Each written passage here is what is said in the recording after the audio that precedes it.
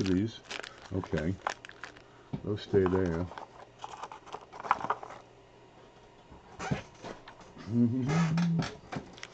Hey, how are ya? We're gonna make some room.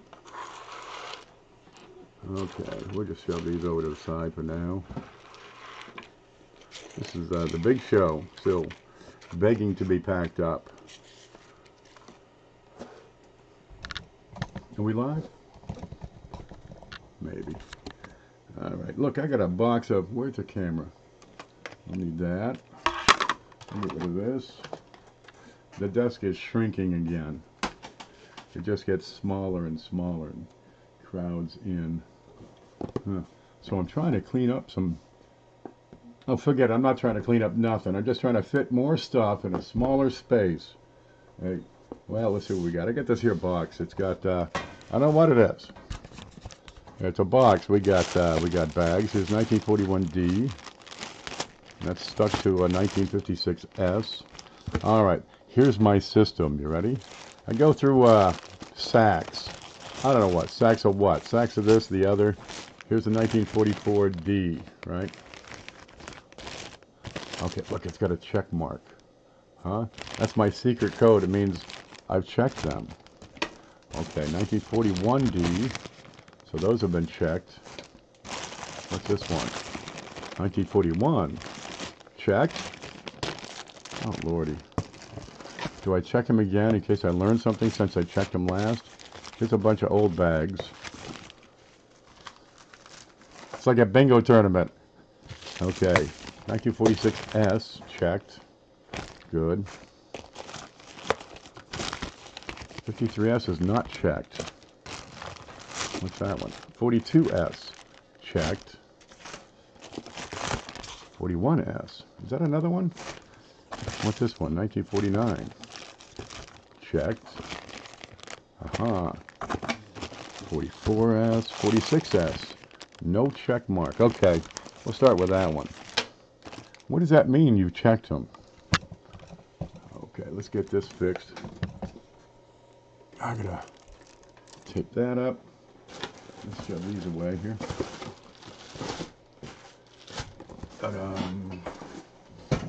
Okay.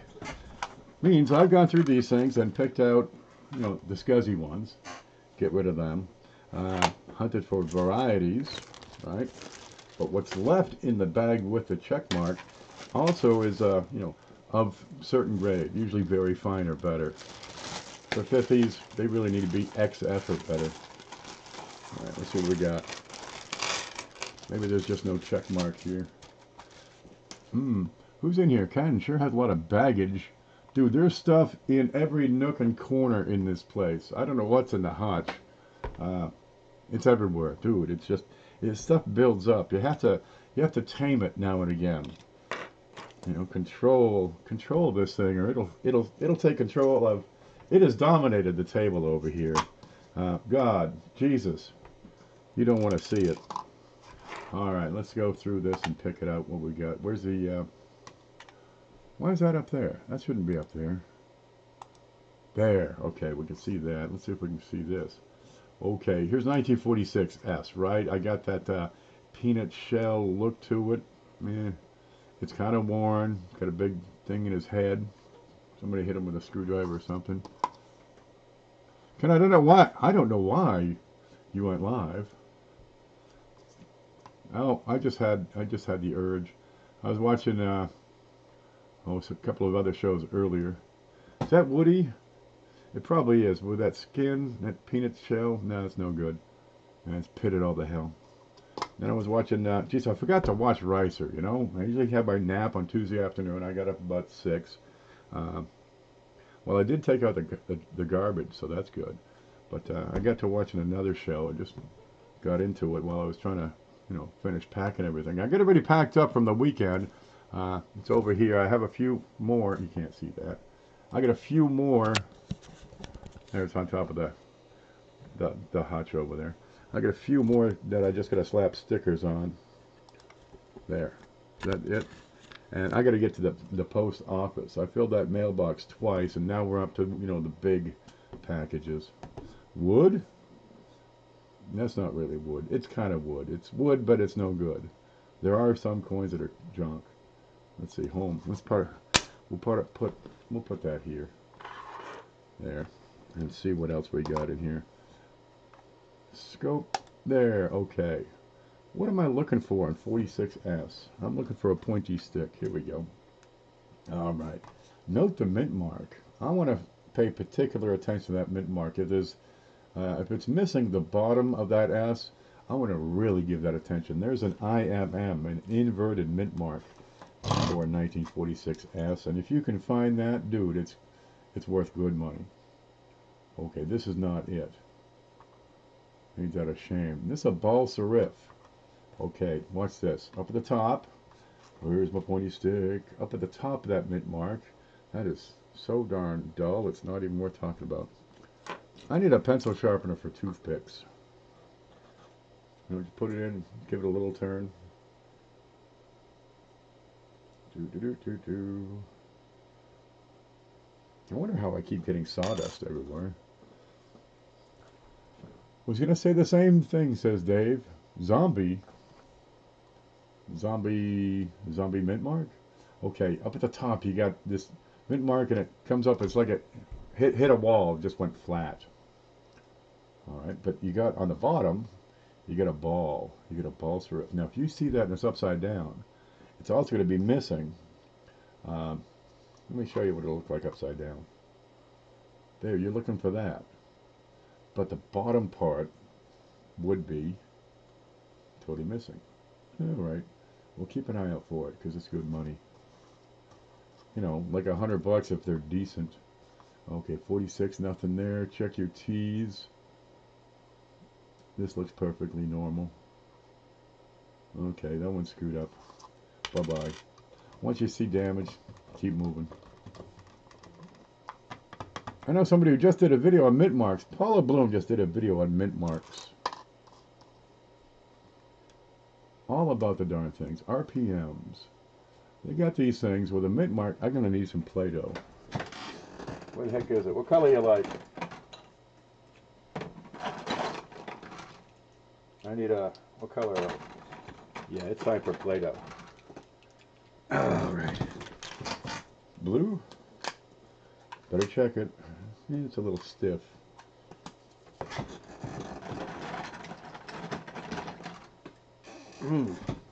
Peach. Does that look peach to you? That peach. Ain't that a peach? Beep. Okay, the color of H. I'm not sure what that means. Oh, that smells so nice. Smell that. There. Okay, you got to understand how these things are made. If you understand how the mint marks are produced on these coins, you got a better chance of understanding, that's what I'm looking for, is that thing right there. Let's get one we can actually see the darn mint mark. There's one. Okay. I'm going to roll this baby out. I need a can. I need something flat. I was going out with this girl, and she was kind of flat. And we went to this bar down in Lauderdale, and they're having a wet t-shirt contest. And she got up there, I want to play. Yeah, so they threw water on her, and all the guys are thinking, more water! Poor thing.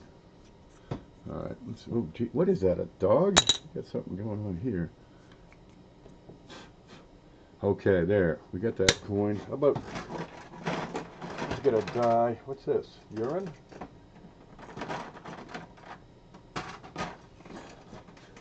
Okay, we got something to play with. Let's get over here. Home, or we'll flatten that out, and we'll make us a coin. No, we're going to make a die. Let me go.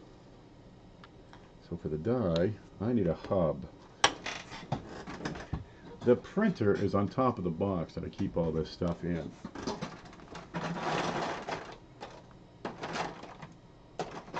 There's one. What's that? Well, that's a 9. Or is it a 6? Oh man, I'm so confused. Does it say? There, a hub.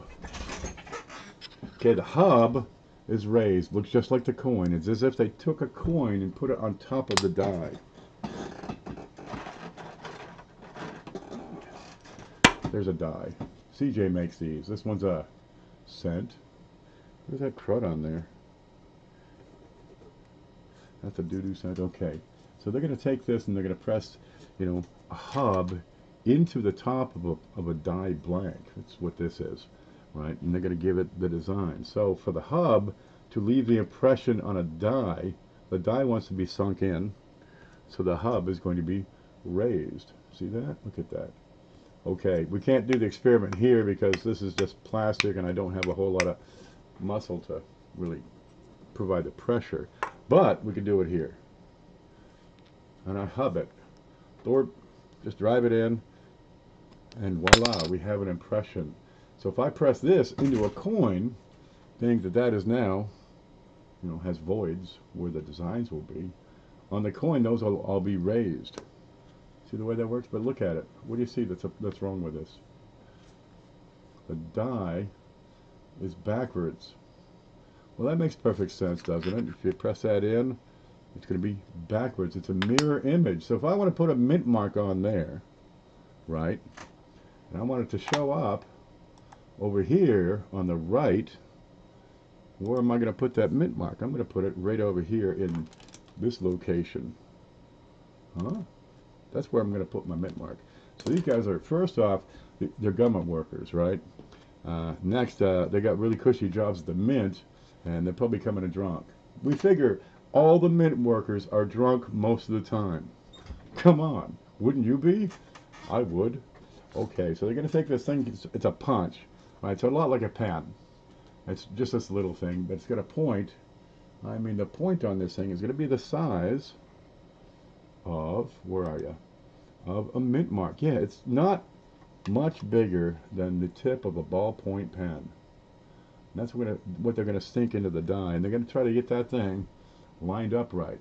It's going to be in the right position, the right twist. Right, you're off by a little bit, it's going to screw it up. Let's have a look. Okay, I need a mint mark. I got a D. Da-da-da. That's what D stands for. I'm going to put it in this way. I'm going to punch that mint mark in. And there, look, I got a D. So this is kind of what it would be like, except that theirs is this small.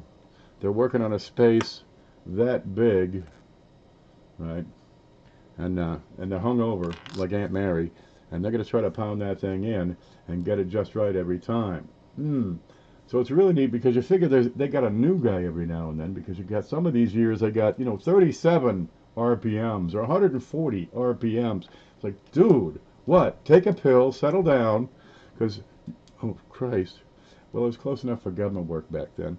But watch the way this works. If I put that pen, the punch, on there, now, I wrote on it. Okay, if I put that on there, but if I have it tilted, maybe a little back, or a little right, or a little to the side, or if you watch the, what's this part, the pen pocket part, if I tilt that just a little bit, that's going to change the way my mint mark appears. Let's look at this real quick, right? What is that, a hair? Oh God, there's nothing nastier than a hair in your Play-Doh. Let's get out of this. Okay, so watch. I'm going to redo this. Yeah, without the hair. I think it's just a gray spot. No matter. So we're going to try to drive this mint mark in here, and we've got to keep it straight. We're going to have it in the right direction. Right, going to be backwards. Sometimes I miss it. But if that's not straight, I'm going to be weaker on one side than on the other. Here's my mint mark. I'm going to put it in backwards. Right? There's my D. I got to put it in backwards so that the loop is that way. But let's say instead of going straight in, that's what I have at the top. Right? Let's say it goes in at an angle. What's that going to do to the mint mark?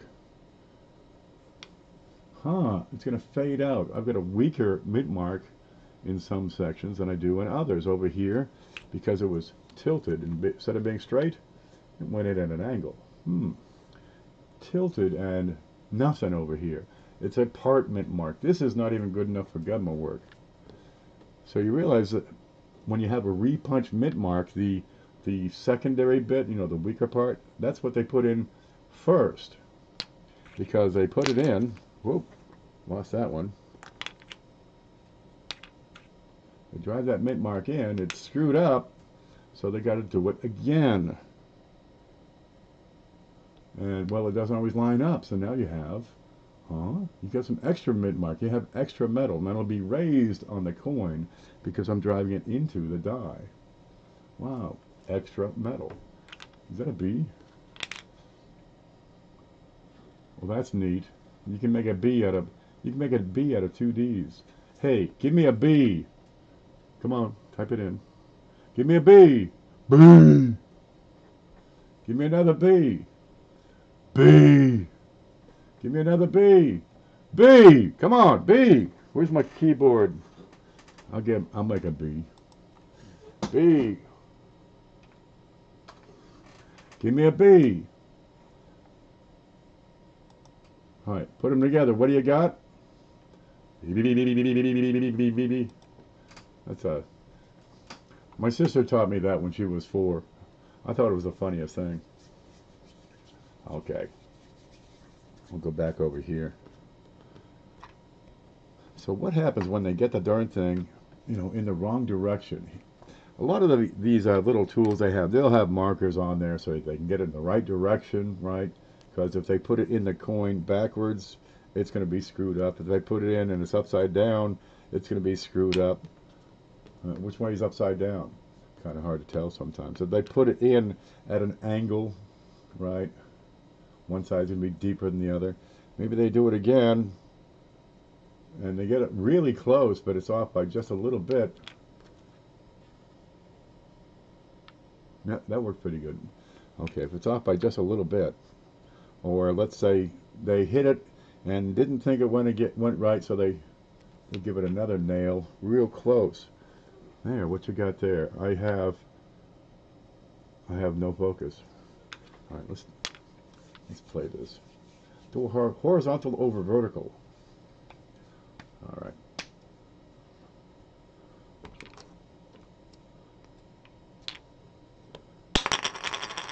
Okay, you get it in there and just do it over, but it doesn't quite line up. It's a little bit off. What are you going to see on the finished product? You're going to see that.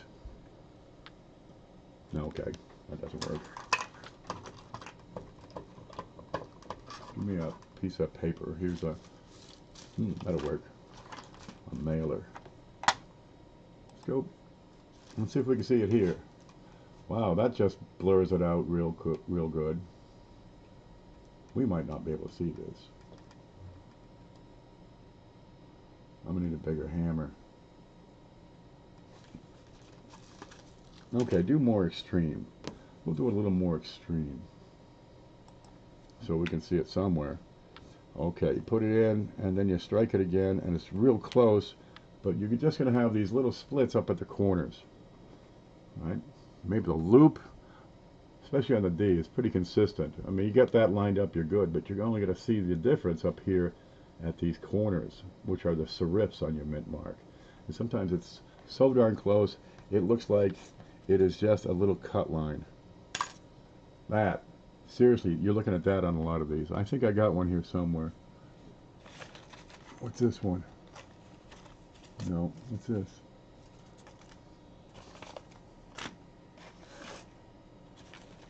Well, we'll find it. I think there's one over in this area. Okay, that's how it happens. Sometimes I put it in and somebody taps them on their shoulder. What? They get distracted and they come back and put it in and do it again. Only this time it's, oh geez, that's sideways altogether. You'll have D over horizontal D. Sometimes I hit the darn thing several times trying to get it right. You get D over D over D over D. And always look for the splits. The splits are a big giveaway. Extra metal, horns, different things to hunt for. Robert's been to a dozen banks. He got $16 so far. And keep hitting them up. I like to hang outside of Walmart with a sign, need pennies. And dude, they'd be throwing them at me through the car. Okay, here's a neat one. You'll find this at times. I'm going to do it backwards. All right, let's see. I got to get that to show up at an angle. That didn't work. I'm trying to get it so I just have these little horns showing up right at the top and the bottom. That's one you'll see sometimes. I'm going to do that. Let's get a partial. All right, and then move it, back it over, and then sink it straight. Okay, there. Imagine the thinner parts don't really show up, but you get horns on your D sometimes. But always check that middle, because sometimes you get some weird stuff going on in there. I want what Mint employees smoked. Dude, it's Philadelphia. They got freaking everything down there. Oh, let's catch up on chat. Here's Melissa. How are you? I use ice cube trays. Great idea. Yeah, you know, any compartmentalized item. Egg cartons. I've used those before, but they're really hard to get in and out. Some people sort their coins before they examine them. Boy, there's nothing wrong with that. There's two schools of thought. Do you sort, you know, a box or a sack of pennies, or do you just go through one at a time and pick out whatever you see? Which way do you are you a sorter? Type S or sort if you sort, and then type no if you don't sort. I used egg cartons for rocks when I was a kid. I used to throw rocks at the neighborhood kids. Man, I terrorized that neighborhood. SSS. We get a lot of sorters. All right, SS. What do you use to sort? Just a big empty space on a table? There are containers out there that are effective. There's baggies, and you can use these till the cows come home, right? There are tubes, kind of handy, a little more pricey. You can use, oh, here you go. Here's my favorite. What is this? That's out of here. Cups. $3, you get 100 cups. How many cups you get? 50 or 100 cups. Pill bottles work. Any container will work. These you can write on them, right? Don't like what you wrote, you can write in a different spot. Believe me, you can figure it out. Yeah. Okay, if you sort your coins, you're going to end up with a whole sack or cup or pile, and they're all the same date. Maybe the same mint mark if you sort extra. Me, I'll just throw one date in 1 year in a sack and call it good. So now, let's say I find something interesting on this coin. Well, the first thing I want to do is compare it to a, to a normal one. Well, there's 20 of them over here that are normal, because you can go through, piles of these things and only get, 1 or 2 die varieties, 1 or 2 RPMs. So just compare what you have to what you find on your normal coins. This is probably the key benefit of sorting, is you have normal coins right there in front of you at the same time. And if you're looking for known die varieties, sorting is really the key, right? Because then I can go look on Wexler or Copper Coins or the standard database and get some idea, refresh myself with the known die varieties for that date.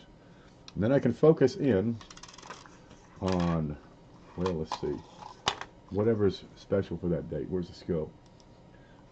Whoa, I can't focus in on that. How do we make this work? That's awfully touchy today. There it is. Okay. I can focus in on finding my stick. On the mint mark, if I have known RPMs, I can look at the tie or the ear, or over here in Liberty, right? Certain places, certain letters. Check out the T's over here. A lot of times they hide in the armpits. See the armpits of the T? Great place to hunt. Right? I can look at reverses and see what am I looking for? Am I looking for the dots? Am I looking for thick wheat ears? Am I looking for splits over here at the tops of the wheats? All right. That's why sorting is so darn handy. And I can go through, a pile of, and I mean a pile sometimes. What do you got here?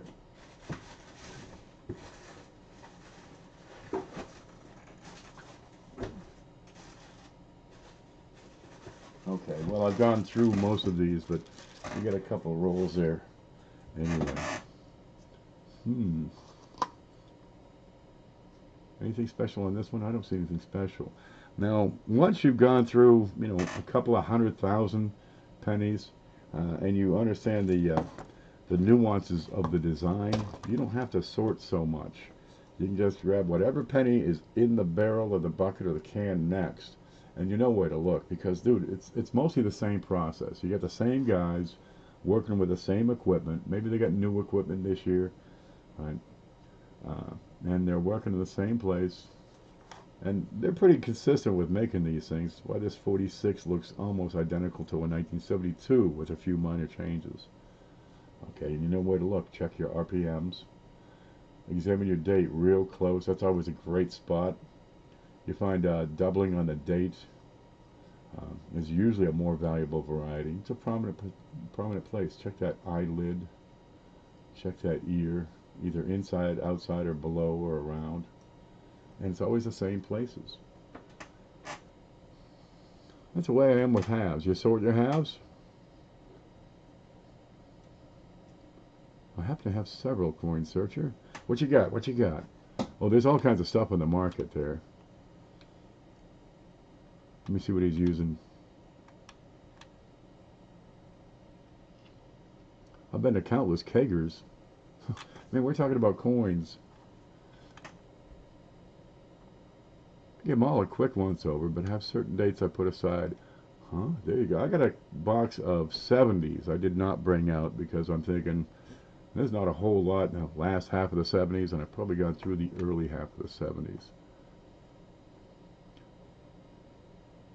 Dividers. Okay, Curtis Lowe talking about dividers. You can go to a hardware store and get these tool boxes.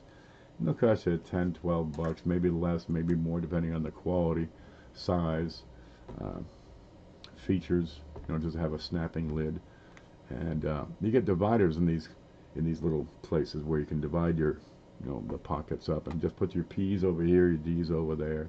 The cheapest way, if you want a container for coins, Ziploc bags, paper cups, whatever's in the trash. Wash it out, let it dry. No sorting, no sorting really needed on $50. Over time, you'll learn the series, right? You'll learn what to look for on this particular date, on that particular date. It takes time. If you're still sorting, stick with it. Hi, Professor. Did Blues find a very nice die crack progression last night? That's what I was seeing. Blues went through a roll of 55 S's and saw several of the repeating design, repeating die variety on the back. And he pulls out another one. It's a little more. It's got a further crack, or the crack's wider, the same shape. Yeah, that's a progression. You can get those. It's neat to take pictures and make an animated GIF file. 8 of them, surely. You'll find that. You know, go through the things and keep the ones that are funny. If you say to yourself, that's funny. Something's going on here I don't understand. Get one, you know, one can or one bag, and that's your picks. If you don't have flips or something to put them in right away, you know, at least segregate the darn things. Okay, what we're looking for here, we're looking for the bottom of the S to be half gone, because this one is upside down, and it was done with a tilt on it, from what I can tell, because it's very thick at the very thin at the bottom. But the mint mark punch used on that particular specimen was also kind of busted at that point. So it'll be the top of this one would be where that mint mark is very weak. Let's find that. There you go. Let's zoom in. So for the inverted S, it would be upside down to this. But where you're thin here at the top, on the inverted S mint mark punch is very, very thin, very light. Pieces broken off. So if you have your mint mark looking like this, right, and that'd be upside down, and there's no bottom to it whatsoever, right? I mean, nothing. It's going to be gone. Where's my pick? Gone. You see the tail, and you see the body of the S, but you got nothing on the bottom. then you got a chance. And an inverted MM is WW. Something like that. Hey, Art of the Penny, how are you? That's a new name. Good to see you. We're just chatting up a storm here. I got a sack of pennies to go through. I figured we'd go through it with you and see what does Ken do with these pennies. All right. Okay, now most of these coins, most of them, right? I don't care how many you got. Most of them won't be die varieties. I'm going to drink some coffee real quick. All right. I mean, if you get a box of pennies, you get 2,500 pennies, you might find a dozen keepers, right? We're all into distillation is what we're doing. We're taking a massive sack of pennies or box of pennies and distilling it down into those few, that handful of keepers. Okay, so the first thing people do is a lot of times they sort them out. Look at that. Well, you know, it's always a good idea to keep the best one. We got to look at this. This is a 1946 S. But wait. This is also a 1946 S. Does that mint mark look anything at all like this mint mark? Not an OMM. What's going on with these two mint marks? S over D? No. Let me back it up a little. Maybe I can get both of these in the same frame.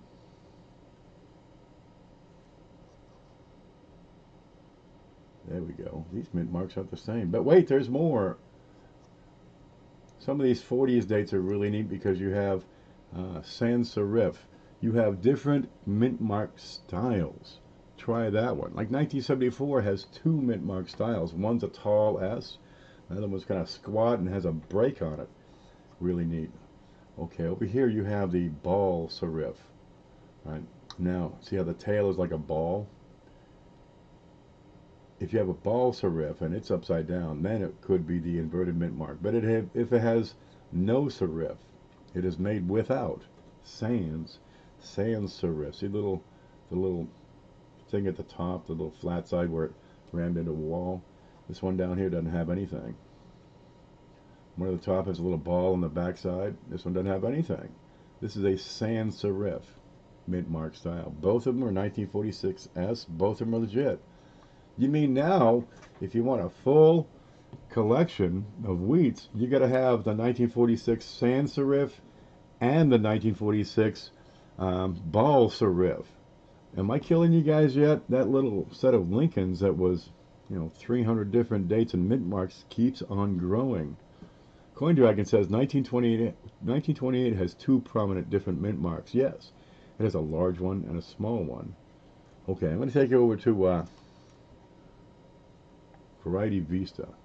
Okay, what do we got here? Screen. Here's the screen. Can we see the screen? Let me see if we can see the screen. I can make that a little bit bigger. There, okay, good. And we're going to go over to Variety Vista. Now, if you're new to this, if you're new to collecting and stuff, this is going to be something different. Variety Vista is a website. It's kept up to date by Dr. James Wiles. Now, he's a member of CONICA, right there. You're going to find them. It's the Collective Organization of Numismatic Error Collectors of America. Okay, and I'm going to pull up right here, Lincoln Cents. These first two, you click on it, it's going to give you mint mark styles, design varieties. Let's look at mint mark styles, and we got an S in front of us, right? Here it is. Let's see if we can see this. What just happened? I think we can see this just fine.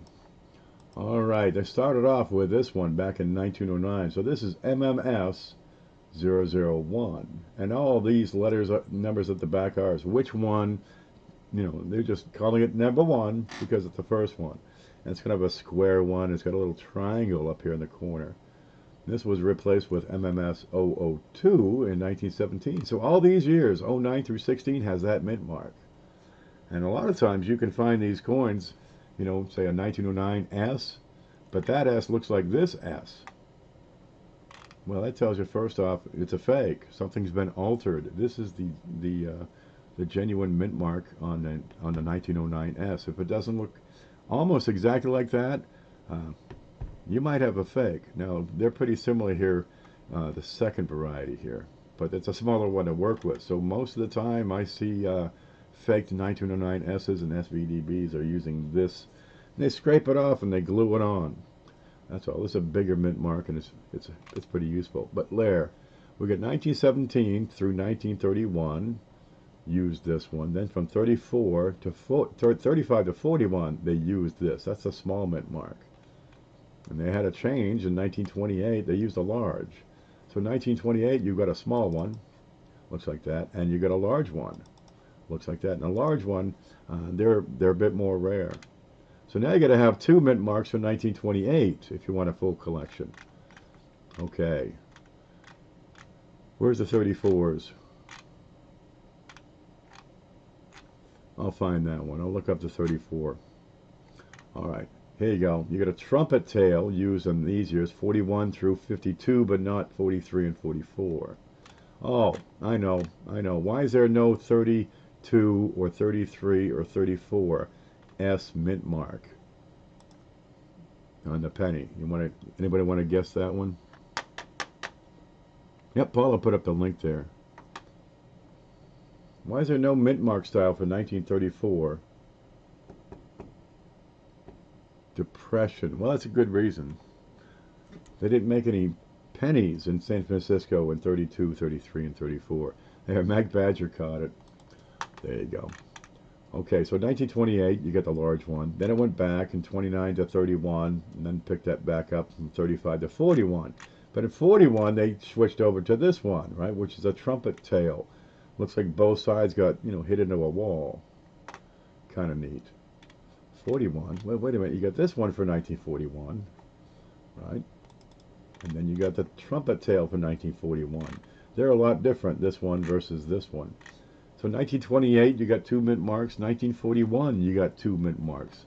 This trumpet tail will be known as the large mint mark. Okay, great. 43, this one was used in 2 years, 43 and 44. And 44, you also have, beside the straight serifs, you got this one down here. Look, this is our famous ball serif we're talking about. All right, see how thin this is up here at the top? Let's look at that inverted mint mark for a quick moment here. There we go. This is the inverted mint mark, and the ball is actually up at the top, and on his specimen it's a little bit flattened. But you can see there's nothing. There is nothing on the bottom. Ain't nothing there. And if you can find that one, he doesn't have values on this. That's too bad. Yeah, this is a good one. Watch for it. Okay. 47, you got the sans serif. 46, you got the sans serif. And 46 and 7, you got the trumpet tail. Oh, you're killing me, man. So now you can have two varieties for 46, two varieties for 47. Any more? That's going to do it for now. Let's see, 52, 3, 4, 5. Okay, 52, same damn thing. Good Lord.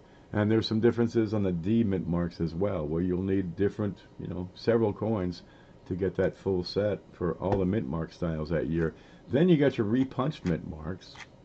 This is 74. Oh, here it is. Here's a tall S, and here's the one with a broken punch. It's got a little, looks like it's doubled right here. That's neat. See if you can find these. Yeah, they got a little better over time. They started only giving you one mint mark per year. Right now it looks kind of like this, but without the tags. Huh. I'm gonna catch up on chat real quick here.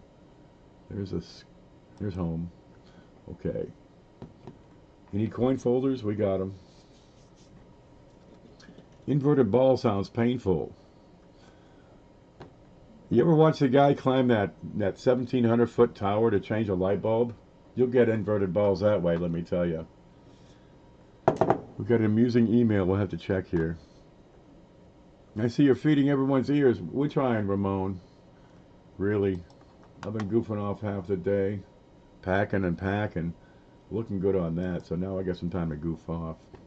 What do I do when I goof off? I talk about coins. What you got here?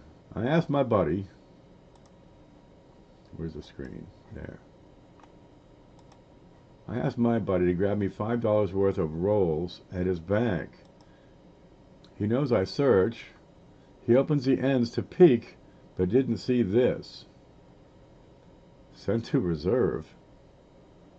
There more. Send to the. You can't do that. The banks will send it back on their own. Huh. You know, there's a whole department of the government. You can just send in coins that are screwed up, or well, currency that's screwed up. But you got to have at least 51% of that bill. Send to the reserve. You get these corroded coins. Yeah, we know why. Because they're garbage. Did my email go through on the 55S? I don't know, man. What day is this? This is Wednesday? This is Tuesday. This is Tuesday night. What do we got for mail since, let's see, screen, since today? Okay, we got one from YouTube. We got one from YouTube. We got a PCGS newsletter. Somebody subscribed on YouTube. This guy wants to sell me a flashlight. What's this one? How organic matter is lost in compost. Okay, don't worry about that. I do some gardening here and there. We've got a subscriber. Here's some stuff. I got some searches in progress here. Yummy soups. Okay. I got a refund from these motherfuckers. I got 4 refunds actually. Man, I ordered this stuff 2.5 weeks ago and it's lost in the mail. There's Eric B. Jones.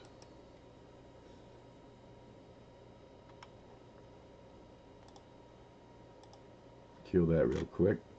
No, I don't have that on the 55S. This is Monday. Oh, it's all shipping labels, all shipping labels. And Sunday, that's the big show. So, I get a lot of mail. Sometimes it's easy to lose them. Dosh Garnet. Yeah. If you want to send coins and get an idea about the coins, honestly, you're going to do well to wait until Thursday when we do our coin Q&A. Now, this week it's going to be at on the CoinOp channel. Dustin Morgan's going to host it. And next week, well, I'm figuring Mantic is practiced up on how to use the gangbuster thing, whatever you call it, the hangouts. So I'm going to ask him if he wants to do it for next week. I think I'm in your junk folder. Man, what are you doing in my junk? Junk. There it is. Blues, 1955S. Oh yeah, this is beautiful. Watch this. Screen. Look at this. He's got this progression of coins. Over here it's thin. Down here at the bottom. Can we see it? Let me make this bigger. Oop. That's not it. Try again. Is this it? There. And move it up. Perfect. Now don't screw it up. You got a little fine, very thin crack in the die. Now this happens to go through the trough. This is a little trough. I call it the rim trough on the die. I'll explain that in a bit. And it goes up. I can see just a little bit here, and coming up to right about there. There's a crack there. The next one, it's a little bigger. Has a little chip here. Goes up, and this a little thicker. On the next one, that's a little wider here. This chip is bigger. Then you get this big fatty. Okay, this is a different one. This is a different die because it doesn't have the same crack up in here. But this is a big fat crack too. I've seen these before. Alright, so he's got 2 different dies creating these dies, these coins. But you can watch these cracks grow over time. It's really neat if you can make an image of that. See, this has cracks going up in, whereas a fat crack does not have so much going up in. I believe these are in order of progression. Close. You got 2 different. The last 2 are from different coins to show the die crack with the cud. This is a fat crack. I don't think this qualifies as a cud because, geez, that would be awfully tough to get this chasm on the side of a die. What would make this? What would make this? Let's go home. What would make that?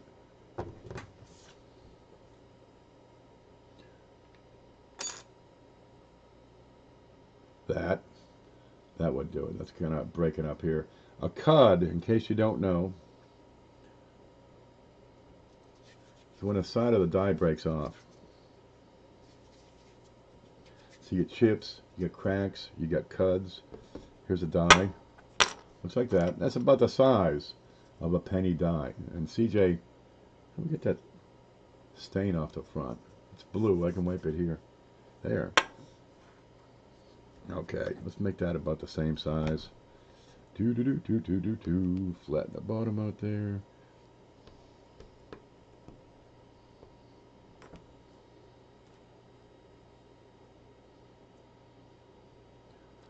Flatten that up. Okay, there. That's good enough. This is going to be our die, our sit-in. Okay, a crack on the die is going to be just a little bit where it kind of been powdered so many times it's just kind of weakening, and you get a crack appearing. All right, a chip, when a little bit comes out from somewhere inside. All right, see the way that's working? Let me put that chip back.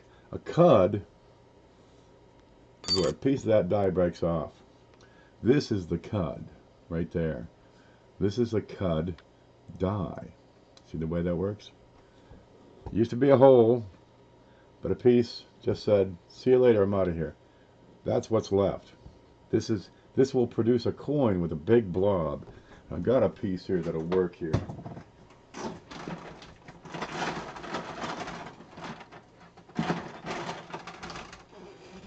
There. CJ made this for me. He was trying to build something else, but he made this. And while he was making it, the top of this thing, it melted his tip, his 3D printer tip. All right, so, well, geez, this is perfect for a cud where a piece of that die has broken off. Okay, so I'm going to make a coin with that. I get a big blob, a big giant ass blob over here. All right. That's what a cud is. This is why a cud is always at the rim, because it's the side of the darn coin that's broke off. Okay, I'm going to change this around just a little bit. I need something. I need this. Oh, it's from Shay. Good. I was going to send this back to you, but I got sidetracked. No matter. Where's them damn scissors? Let's see if we can make this work.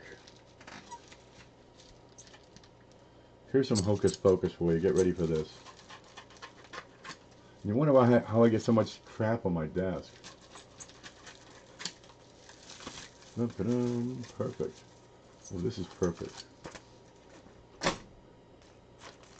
Look, it's got texture. Okay, it's just a bunch of bubbles. But watch this.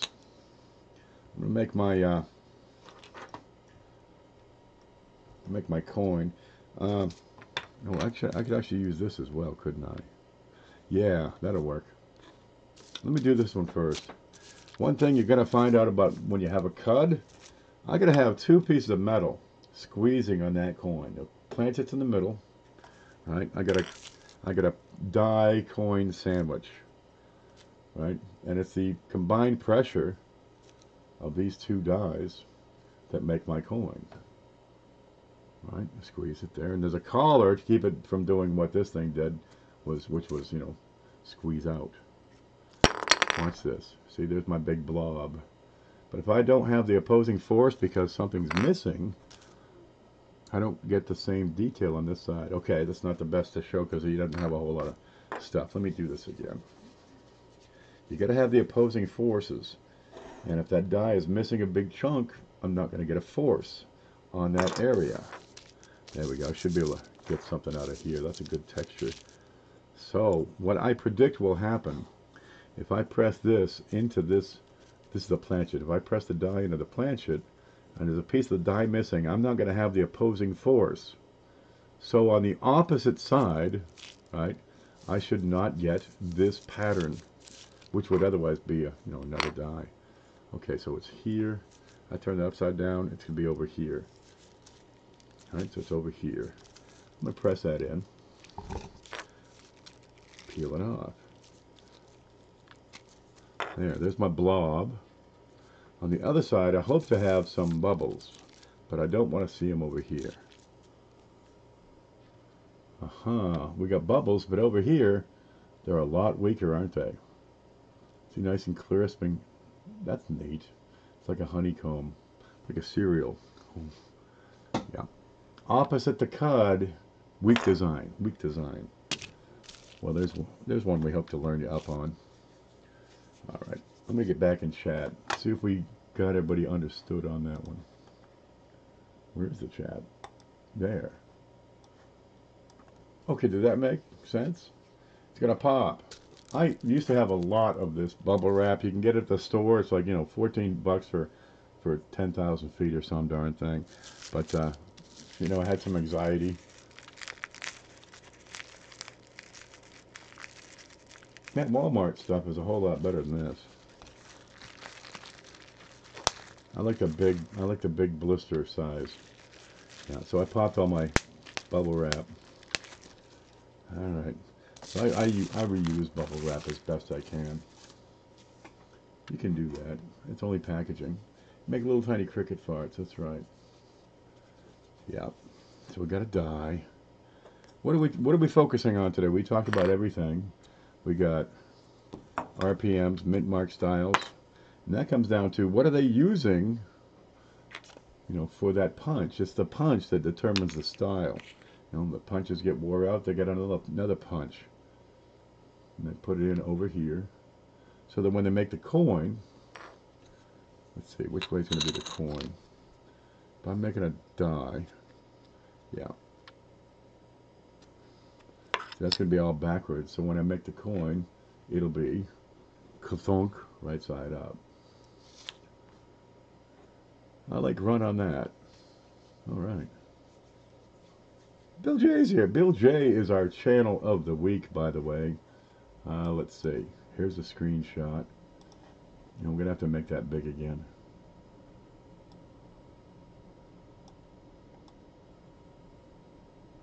Wait for it. We'll wait for it. I can't make this big. And I rip this screen apart so often. Here's the coin video and live stream directory. And who's our channel of the week? Last week was Riser. This week we got Bill J. Let's try to push him over 1,000. He's a little over 850 right now. You get a link for his channel here. But YouTube took down his whole channel. He's got to start over. He's making great strides. He's back to 850 at least. This is within a couple of days. But you can just click on that and go visit Bill J. You'll see him every day. Well, most every day. He was on a little later today because he couldn't get the rolls till 4 o'clock. There he is. That's him. Mail call shout out to WV Treasure Hunters, F. Condi. Yeah, lots of videos. Go see that. The red ones, that means I've watched them. I try to, watch as many as I can. Just let it run. How many you got? You got 849 subscribers. Yep. Honestly, he can get more. Let's see. I'm going to take this. Copy. Go to the live chat. Paste that over here. There's Bill J's channel link. Yep, it's working. So if you are motivated, you can get over there and subscribe to Bill J. I'll wait for you. We'll be right here. Bill J's awesomely awesome. He comes with awesome sauce. The secret is in the sauce. Wasn't that, what was that? The green tomato movie. The secret's in the sauce. That's a good barbecue right there. What'd you find today, Bill? I miss you. I was napping. My afternoon naps get in the way of my YouTube habits.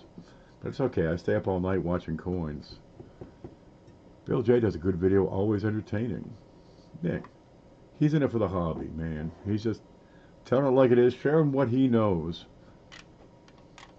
Really, that's what we want to see. That's awesome. That's ideal. Honestly, if you're not having fun, you're not doing it right. Okay, did we get more subs? Did anybody subscribe? Give me a thumbs up if you subscribed to Bill just now. Or give me a, like a, press something. Type 1. There he is. Yep. The hobby got all these personalities. You got so many people involved. Some people are looking out for themselves. Some people are looking out for the younger people to get involved. Some people are looking out for everybody. Do your best, really, to look out for the hobby and promote the hobby. The hobby is nothing without people. Number 850. God love you, Mike. Yeah. Okay, we got all these dies. We got to show something off. We talked about RPMs, IMMs, OMMs. Then they got these DMMs, which I have problems with some of these DMMs, and sometimes what you got 2 mint marks. One's way the hell over here. All right, and then your normal ones in this regular place. I have a problem with several of these. It kind of looks like a mint mark, but it's not. I can't confirm them. Yeah, use your judgment when you look these things up. Are they really, double mint marks? Are they really RPMs? Are they really dual? Because we are all making this up as we go. We're all hobbyists making this work. If my iPad crashes one more time, I'm going to throw it out in the street. Oh, I take mine and out here in the yard and hit it with a shed. Works great. It's like the Holocaust for cell phones out there. They're lined right up, one next to another. Okay, let's get back to the coins. Scope, we got a 1946. There you go. And that has the ball serif, and we got a 1946 sans serif. Okay, now I got to have 2 piles over here. So that's where those little scraps of paper come in so handy. Ball, sans. Alright, there's my sands, and there's my balls. Ball serif. Okay, can we see that? They're up here. There, so now I'm separating my mint marks as I go. And there might be some in here that have no mint marks in this batch. Scoop. There we go, what you got there? That's a ball serif. I'm looking at the date. I want to come up here and look at the eyeball. I'm looking for extra metal. I'm looking for a toothpick. Where did they go? Here's one. That's dull. Here's my toothpick sharpener.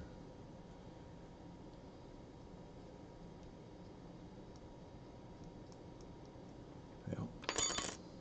Sansy balls. Okay, right here I'm looking at this bit, and I'm trying to see if there's extra metal in and around that eyelid.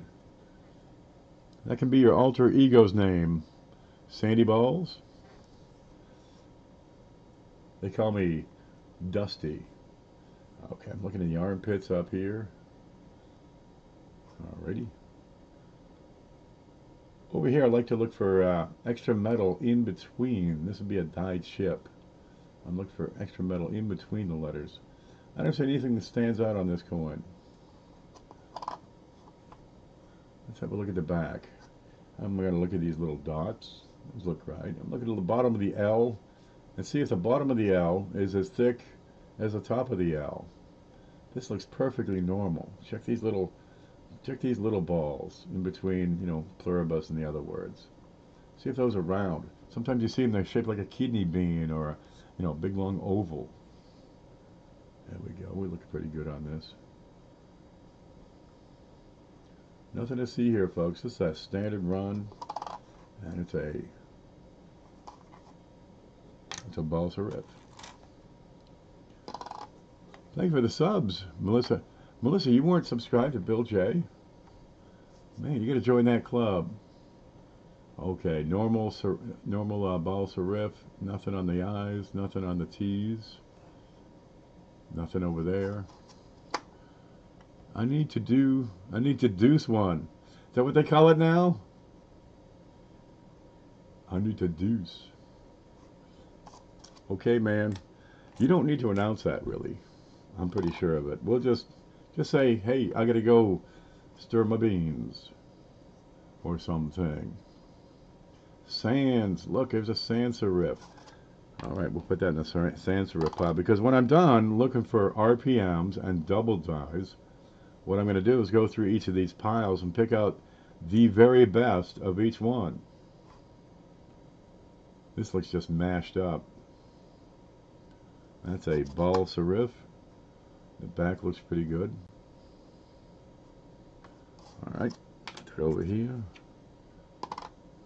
Drop off. I gotta go drop off the kids at the pool. That's right. You know, you say that and we understand. We're not going, ooh, stinky. There's a sans serif with some doo-doo on it. Or no, that's a ball serif with doo-doo. Yeah, we're not even bother looking at that one. I see these coins are really screwed up, say, covered with gack. Like this one is just a gack fest. I didn't even bother. Just send that back to the bank or do whatever you're going to do with it right now. What you got here? We have a ball. We're having a ball. You got a pretty worn die on the 6. Nothing on the eye. Nothing on Liberty. Is that nothing? That's so much nothing. It don't make sense. Keep your hands and fingers away from Coin Dragon's mouth, by the way. You will lose them. This is normal, and it was a ball serif. And if you're wondering which one's more popular, which one's more populous, you know, the sans serif or the ball serif, you're going to have your answer as soon as you get, as soon as you're through with this batch.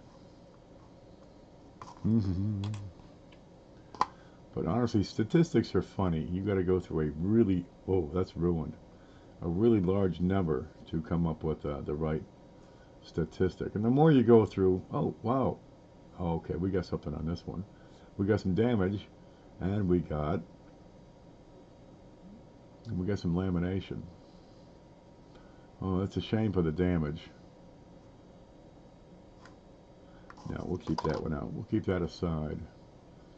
It's screwed up. We'll get a lamb. Bah. Lamination is that issue with the metal's not bonding to itself. There's something wrong with that metal. Maybe there's an imperfection in there. Somebody threw in a nail, right? Or you got too much tin or something. And it tends to be linear because the way they roll this copper ingot, right? It's going to be linear, much like this. And it looks like your cuticle. You know, in the winter when your fingers are dry. There, I got one right here. Let's see if we can get that. There's my cuticle. It's been dry lately. And it kind of peels up.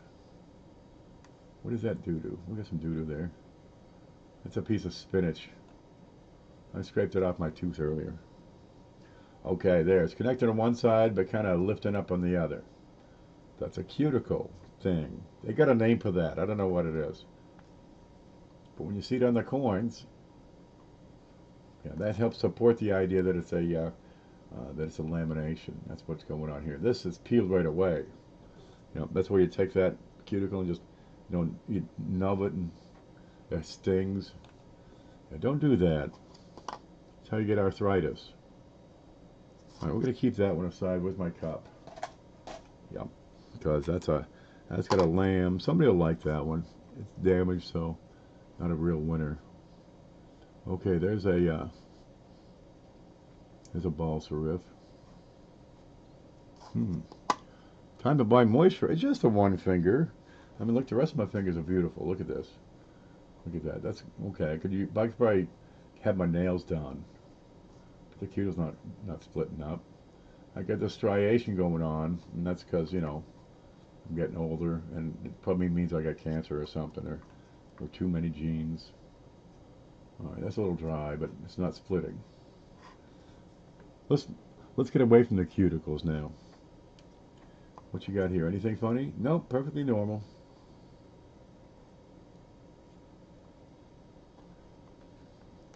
Kind of looks a little bit thicker on the bottom of the L, but the circle is just right. Maybe the U is a little bit thicker, but this could easily be, in this position, this could easily be just run over by a rolling machine.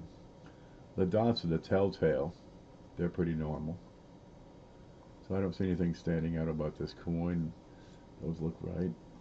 And that was a balsa rip. Where's the damn coffee? Oh. Not funny. The serifs aren't funny? Oh, my cuticles aren't funny. I saw a question up there. Is cleaned 92 close AM worth more than a filthy? No. No, a cleaned coin is almost always worth less because you're altering the surface by cleaning. Okay, that is a balsa riff. Normal here. He's got a booger. He's got some damage going on here. Just stop. We can skip this one. But if I were to clean this coin, it's worth more now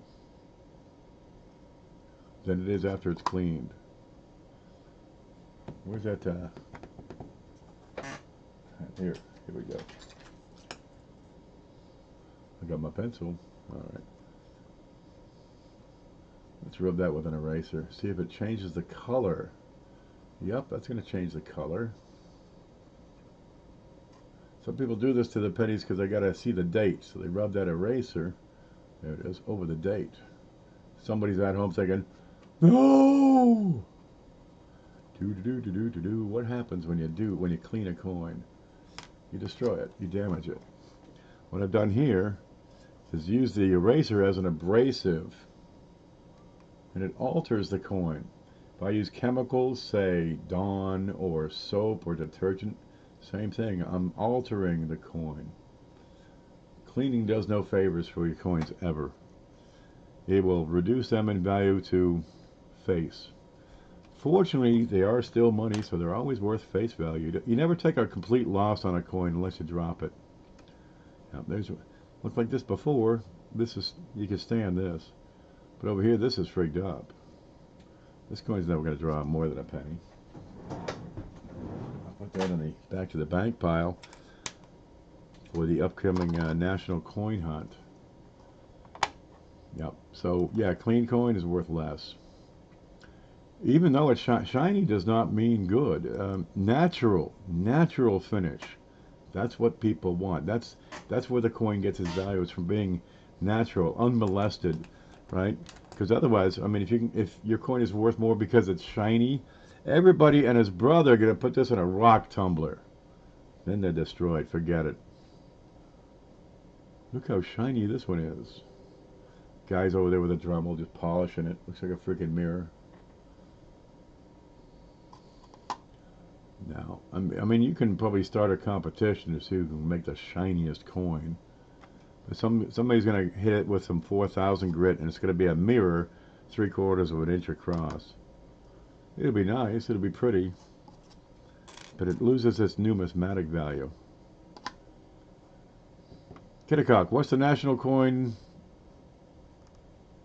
of a country? Or ours is based on the dollar. 46. That's a balsa riff.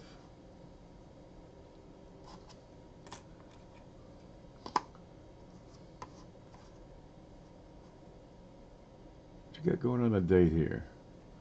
That appears to be damage. Some people, they look at this and they focus on the 6. Well, they focus on this bit between the 4 and the 6. Right? Honestly, you got to look at the whole darn coin. Over here, I've got some doo-doo. It's been run over or hit. I don't know, a baseball bat, or a 3-year-old was using it to teeth. And when I get damage right beside something I want to try to look at, I can easily assume that that's damage. There's some slobber. I'll wipe that off with my finger. Liberty's normal. Poke in the neck. Eyeballs good. What's the S speed of an unladen swallow? What do you mean? African or European swallow? That is a sans serif, that one. And that, oh, another one, another sans serif. The more pennies you go through, the closer you get to the statistical mean. That's a sans serif. Let's put that with that first one. Soap should not be bad. Well, you'd think. But you got fragrances, you got dyes. Some of them you have detergents. Some of them you have lotions in there. There's another sans serif.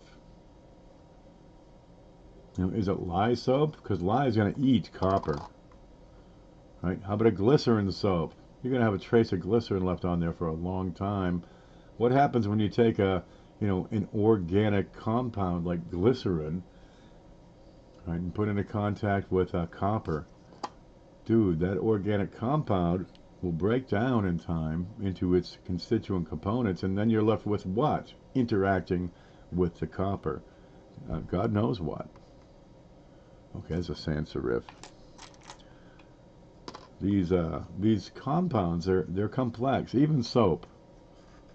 I don't know what brown soap is. Is that lye? Lye will eat these things up. Copper is a highly reactive metal. And all U.S. coins, except the .999s, that'd be your American Silver Eagle and the new silver proof coins. And let's see what else. Some of the bullion coins. They all contain copper. That's a ball serif. Well, copper holds up pretty well to water. It's, especially when you got tin and zinc mixed in there. It's actually a French bronze is the descriptive recipe. Ball. That's the whole darn idea, but it doesn't hold up well to, say, salt, right?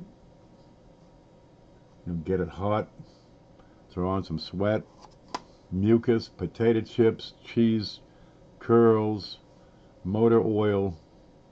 You need a pretty durable penny. Well, copper holds up pretty well, and for the cost, it gives you the best resiliency for the lowest cost. So that's why most of your coins are made with copper or have a pretty high amount of copper in them. That's got a little damage to it. That's a serif. Ooh, this one has been cleaned. Can you spot the clean coins?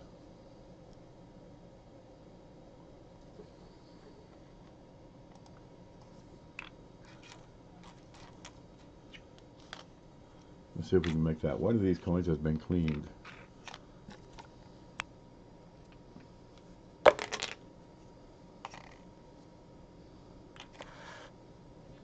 Any more? Well, that one's pretty. One of these has been cleaned and one has not. That's your clean coin. This is a normal brown. Has that bit of luster that you get even on a toned coin. And this one is screwed up. Okay, that one goes back to the back. We're not even going to look at it further. You can pick those out, can't you? Real quick. 46S with the ball serif. I want to pick out this next one here I just saw. That looks normal. Dun-dun-dun, what you got here? That's doo-doo. 46S. Oh my god. So now I gotta get, if I want a full set of woodies, I gotta get a woody 46S ball serif and a woody 46S plain serif. Oh god. There's a little splash of color on there. I don't know what's going on with his head. Something was in contact with that. There. Yeah, let's set that one out. Dang it. It was in the bucket here. I've had this penny for years, probably.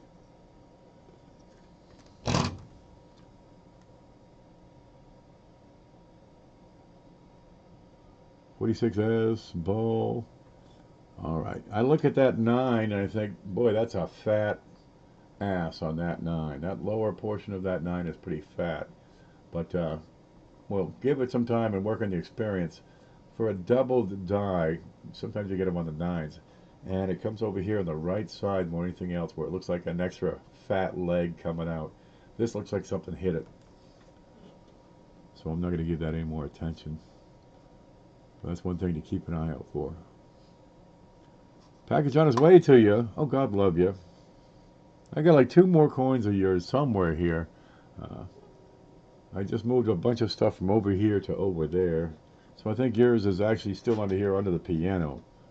There's a couple left in there. This looks pretty normal. Yep, that looks normal. Okay, which was that? That's a balsa rip. SJ's pouring copper. You know, take some Miracle Grow, throw in some Epsom salts, dump in your copper bar, and it'll turn green. You'll be making malachite. So now she got those hearts, those copper hearts. She can make green hearts. Try that one out. Well, you know, Miracle Grow and Epsom salts isn't really the kind of thing you want sitting around the house in a soaking bowl with a little doggy running around. But it's something to try out. They got another recipe is red wine vinegar and stuff. Yeah, because copper is so darn reactive. There's a sans serif. It's taking a hit. Looks normal here. There's a ball serif. See the flat top? The serif on the top is flat on the right side.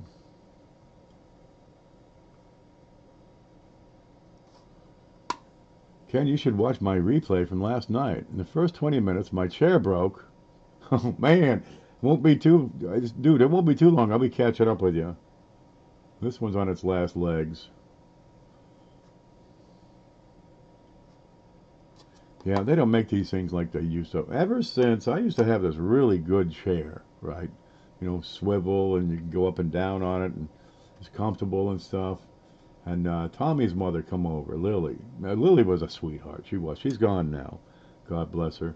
And we just chat. You know, we're having a spaghetti feed. They show up, her and Butch, and the neighbors, you know. And Lily's show up because she's a friend of Tommy. Tommy's one of the neighbors. I was their best man. Not Lily's, Tommy's. And she was kind of big, right? She was a good 400 pounds. And she sat in my good chair. Whoop! Never got that thing to work right again, ever. Well, they don't really make these things for 400-pound people. But last time she came over, she sat in the blue chair, you know, with the springs. Dude, we had to get a crane in there to get her out of that. What you got here? Here's a weird looking one. It's got crud all over it. What's going on here? You get these coins that are tough to explain because they got a different tone than a lot of other coins. You can't see that. It's kind of dull, speckly. It looks like it's got crap on it. We're not going to get that to focus here. Let's put it back over here and look. Where'd it go? There. There it is. Okay, let's see if we can make this work. There's what I'm looking at. And it's got this, you know, film across it. Bits and chunks and doo-doo and boogers and snot and crud. What's going on in this? There is no way to tell what happens to these coins once they leave the mint. It's anything can happen day. A lot of times when I see them and they got this funk across the whole coin, probably both sides. Yeah, funk all over the place here. I'm thinking it was wet for an extended period. You know, it's wrapped in a warm towel in a toolbox somewhere, or thrown in a fountain. That's the easy explanation. There's some sort of liquid involved. Somebody sneezed on it, they licked it and put it back in the pile. That's gone. Yeah, you'll see those. I know you've seen those. Here's one with that red skin. There we come back. There it is. I found 2 parking lot pennies today. Angry coins. There we go. We get crud on this one. And that is a sans serif.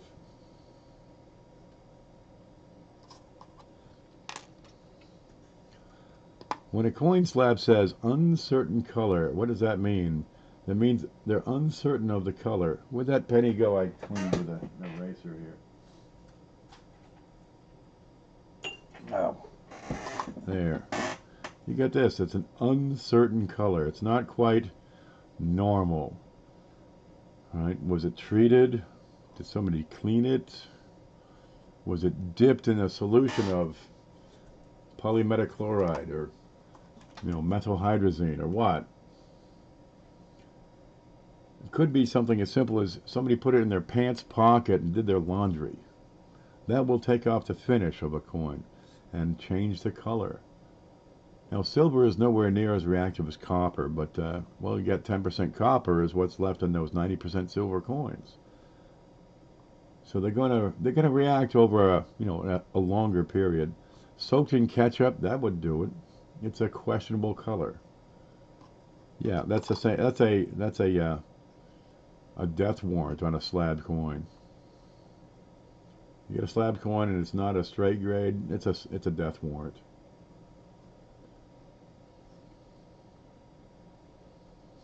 Nothing there. Okay, that's the one that was cleaned, and this is a keeper. That is ready. Okay, balsa riff.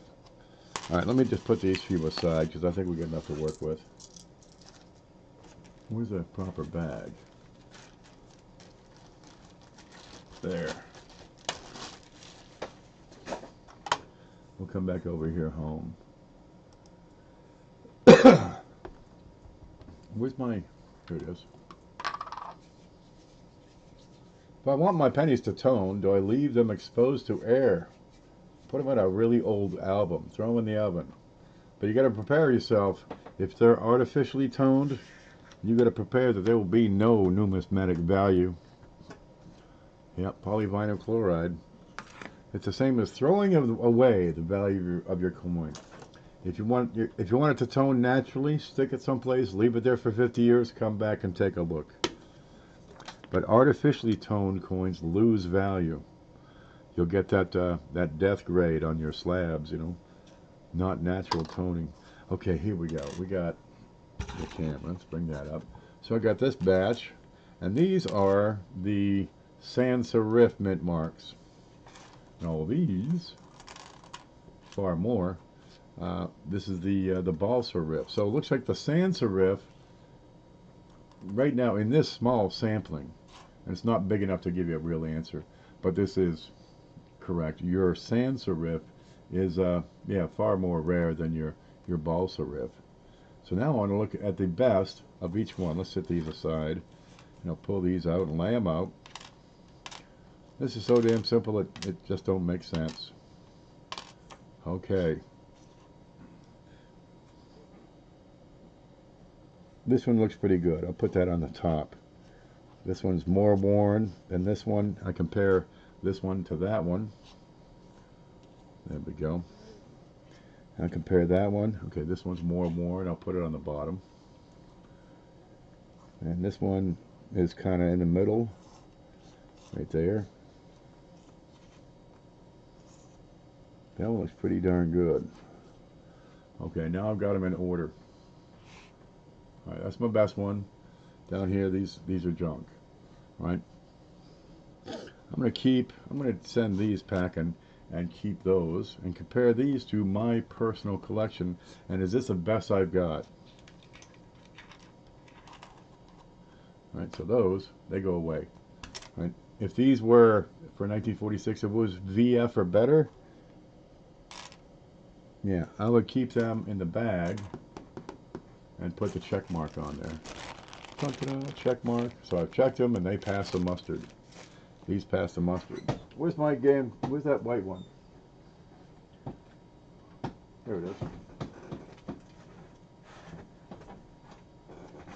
Dum-dum-dum-dum. Okay, 1946. 1946.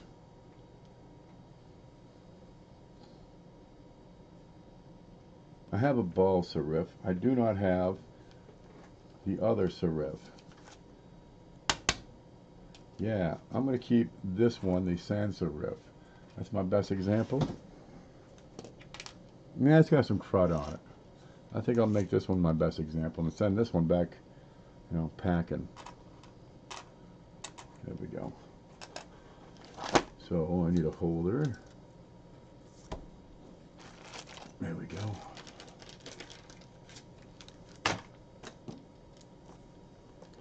And what do we got? We got 1946 S sans serif.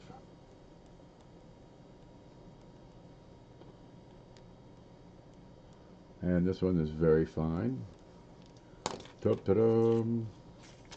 Stick it in there. Make it point out.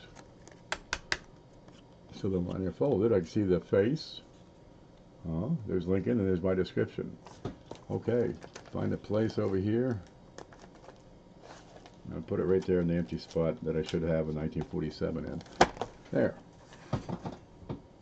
So now my personal collection is a little bit better. I didn't have a sans serif in there. No, I'm sorry, I don't have them all. MPV ne porte pas des pantalons. No, je ne habla. Okay, these are easier because I got a lot more.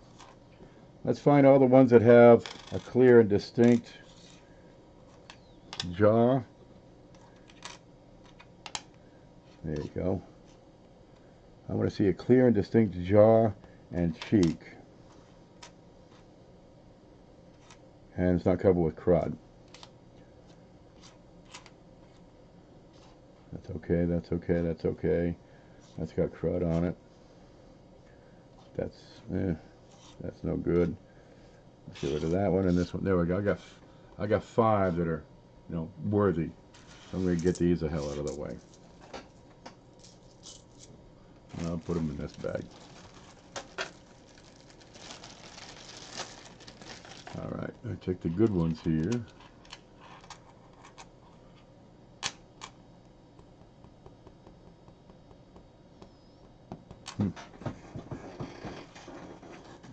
This is where those little baggies come in.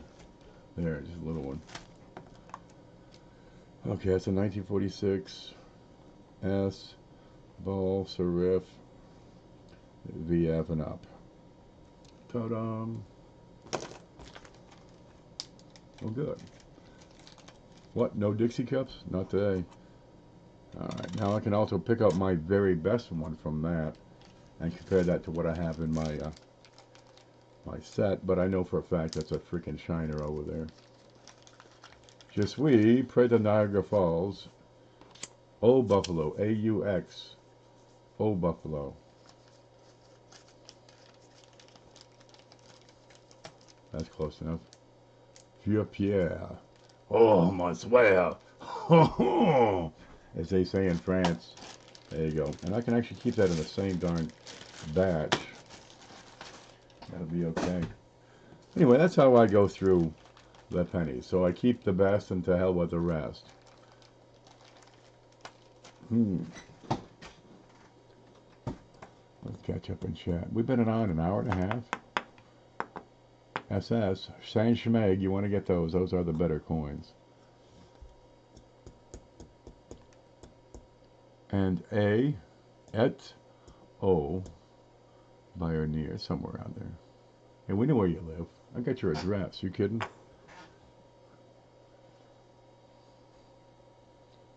He's in Buffalo. No, he's in Lockport, just west of Buffalo, south of the falls. He's like, yeah, he's next door to Love Canal. That's why he's got that extra twin growing out of his head. Time flies when you're having fun. Yeah. Keep watching these coin videos. Lots of things you can learn. Sometimes we're just you know, doing casual stuff, looking around, seeing and talking, and you can learn a lot from this. We're just coining. Bill, you showed up now? I was about to go pee. 47 watching. Don't forget to hit that subscribe button, right? It's somewhere down there, and there's a little bell. Let me show you this. And if you ring that little bell, right, and I do something, it'll show up on your corner. Just like this, it'll say, you know, Ken is doing something really exciting. This says, I think it might be a true thing. Oh, the W quarters, he responded to. TLT is live. Couch is live. Ricer, well, okay, these are, a clash was going on. Bill J, he did his thing. It's me, Brian, DeCone. No, God knows what he was doing. Yeah, that's why you hit that. That's why you hit that notification bell. Because sometimes I have giveaways just out of the darn blue. Go dip the raisins. Dip the raisins. I'm going to stir my beans. I'll probably get some more coffee. Here, you look at this for a minute. There, you stare at the Play-Doh or something. This is such a useful tool. Dude, it's wonderful. Here's some dies. Tell me what class of double die is that one? We can't see a thing.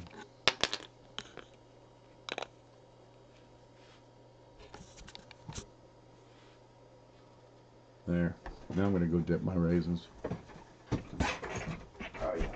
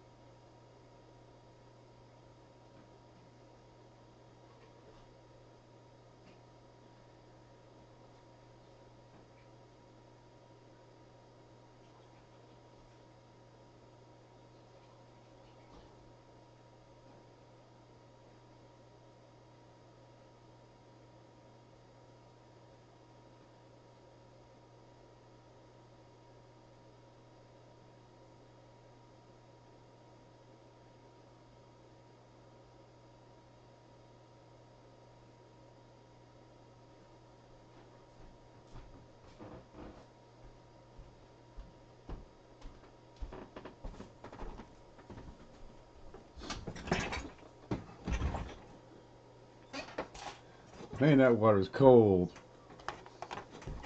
and deep. DDO Play-Doh not included. You can get the Play-Doh. You can get these from CJ. They're cool as hell. All right. Who's got questions? We get questions need answering? We could do that. I probably have some emails, and I see a little red dot here. One moment, please. And deep. God, that's some deep water. Inbox. Junk mail. We got Eric.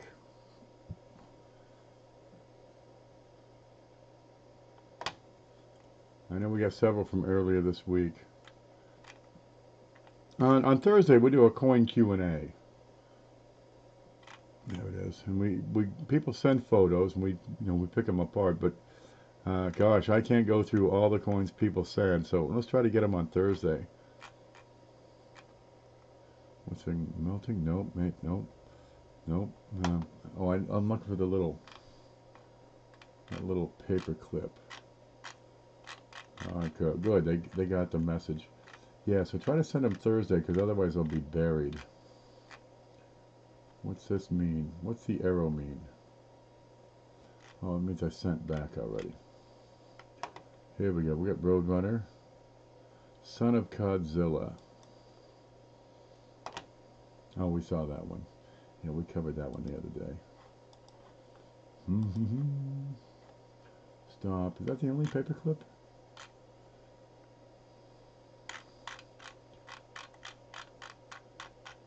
There you go. I might have killed him or sent him off already. Yeah. Okay, good. Yeah, we checked the email. Nothing fresh. Ken, get a urinal. I got the whole outdoors, dude. I got nothing but trees around me for miles. The whole world is my urinal. Works great. Killed a dozen wasps. I had a housekeeper living with me. She was kind of a fruitcake, but nice enough. And she had this thing. Oh, you got to put a penny in a Ziploc bag with a little water, right? And stick it up beside the door. And use a toothpick or a thumbtack or something, and it keeps the houseflies away. I think what kept the houseflies away most was having a housekeeper living in who took out the trash regularly. I think that did better than those pennies. I think there's still one up by the back door here. Gonna buy a pool pass. Well, hopefully that's cold and deep too, the pool.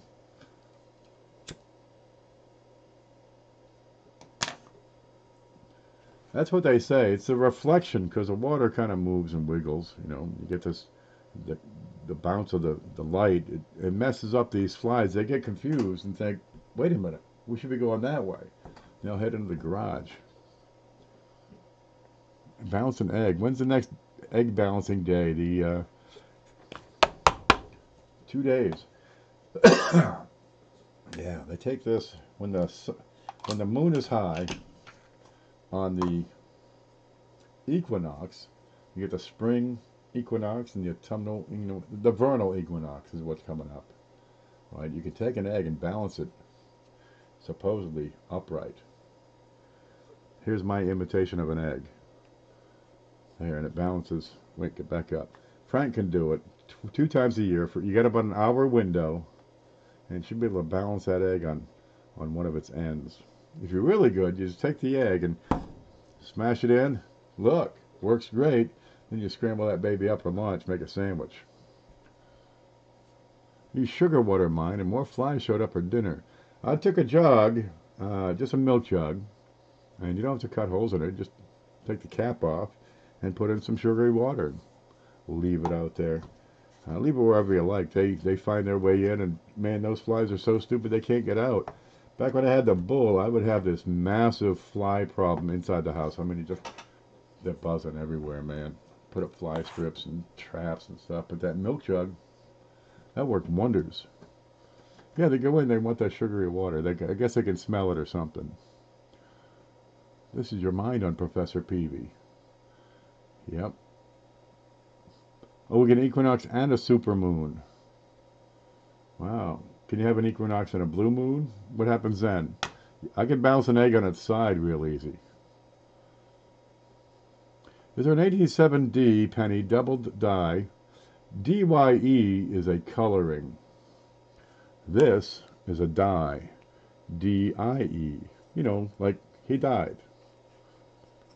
He dropped dead. Okay. DIE is your spelling. Okay, is there an 87D double die on both sides? Here's a screen. Nope, that's not it.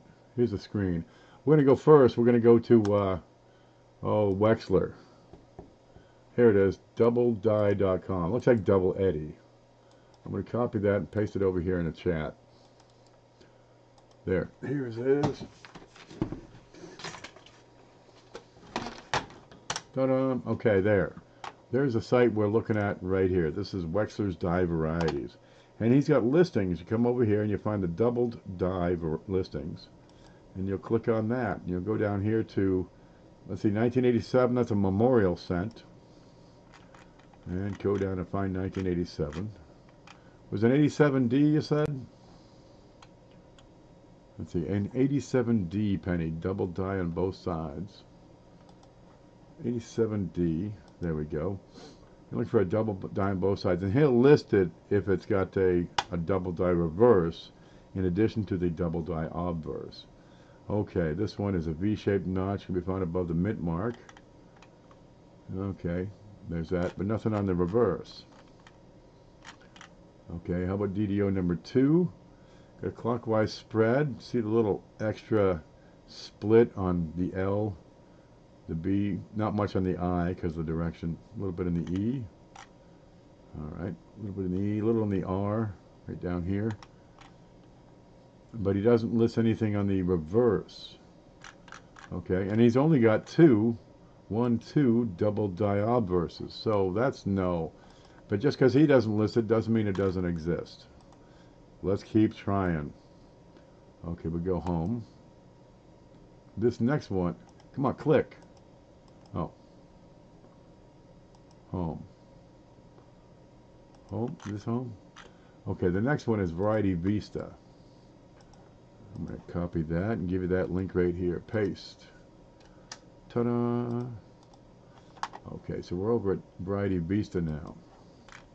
And I want double die for 1987. Let's look at double die obverse listings. 1987D. I'm going to open that in a new window. And then go back and get the DDR listings. They don't have any listings for DDR, double die reverse. Only these. Again, the same 2. So Konica number 1. That's a pretty good match. There we go. That's a real good match for Wexler number 2. Remember that?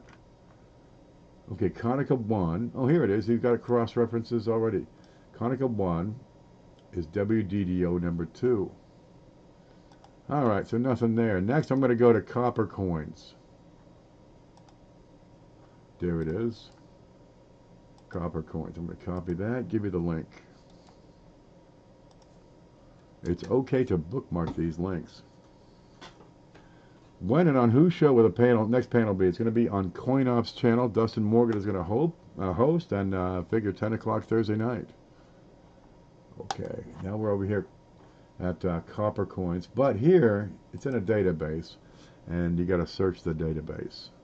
So I've got 1987. I've got Denver.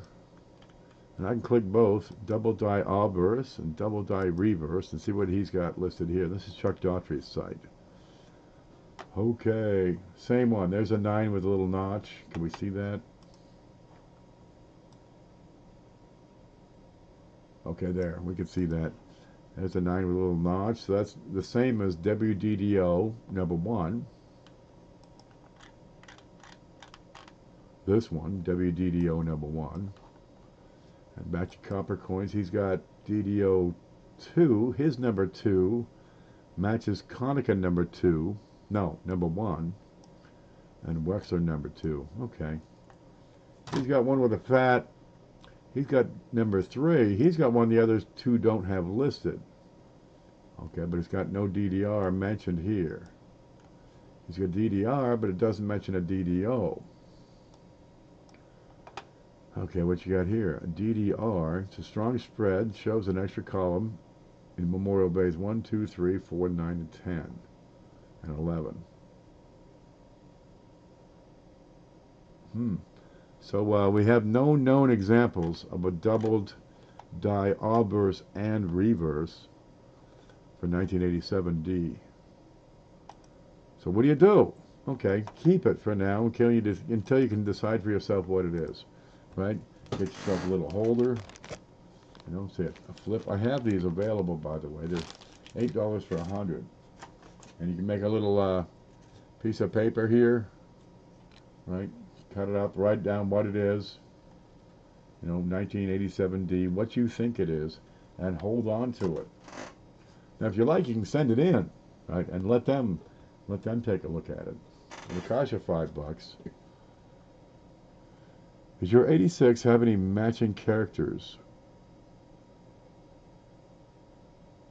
86. I haven't shown an 86. Ah, there we go. Sir Gold says, is there an 86P DDO DDR Roosevelt dime? Yep. Some of these sites are incomplete. What you got to do is start getting the books where they're a little more thorough. And you keep on hunting. I'm going to take it to my site real quick. Here's a screenshot. Dude, that's not it. Here, watch this. All right. Key information websites.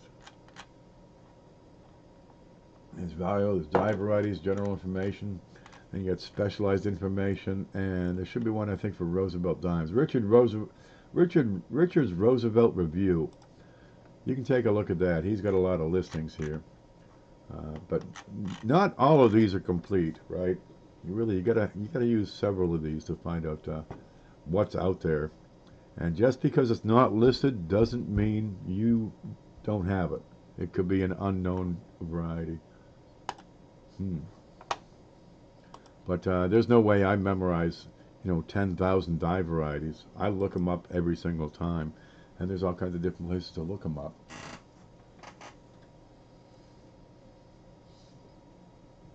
Then it's possible. Yes, it's possible. A 70 dime with a 69 reverse.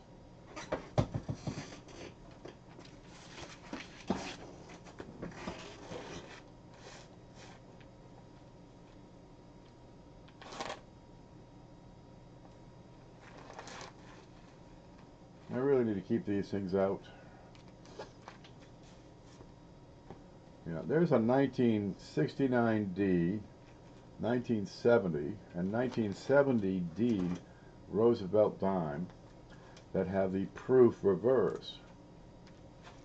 And it brings a few dollars. It's the same kind of thing as the WAM, the wide AM. It's a proof die was used to strike the reverse of a circulating coin. And on the dimes, that means that the little flame on the back has 2 deep grooves in it. Where'd that come from? Huh.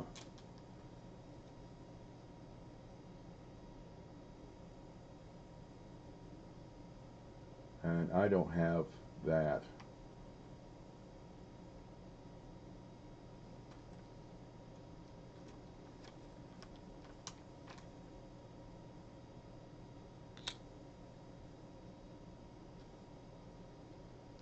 I'll show you what you're looking for.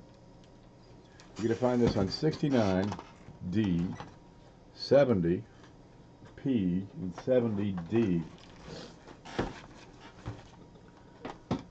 Let's see, where's the scope? Okay, there is the normal reverse. And see how it's kind of flat? It has 2 kind of design features, but they're not very deep. That's a pretty flat flame. But on the proof reverse, you've got these 2 deep grooves in that flame. 2 deep, you can't miss them. Let me shine that back and forth. If you find that reverse on the back of the 69D, 70P, and 70D, you got something, probably a few bucks. Okay, that's a design variety. It's not the intended design. 60D, where do you go? Right there? Yeah, that's one to look for. And that's the same idea as the WAM, or the type B quarters, for example, or the nickels with the reverse of 1940 or the reverse of 1939. How do you know the date of the reverse of a coin of a year earlier when it looks the same as the year before? Compare it. Do you have a complete collection of specimens so you can use them as a reference? Try that one. Not, well, kind of a mule. It's the WAM, technically. Is that a mule? Sort of. It's the same coin. It's the same series. It's the same design. It's a little variety in that dime. Show the front of that dime.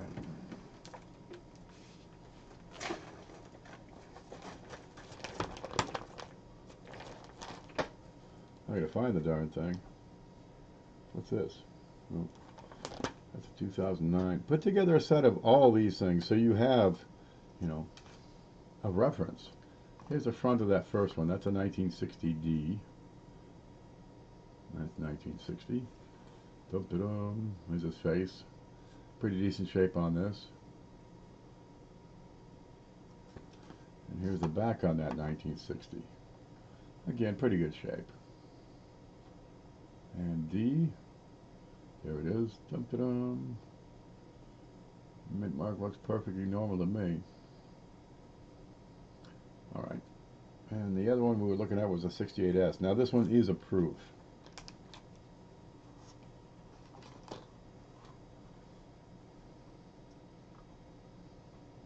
And 68S. That's why it's so mirror-like.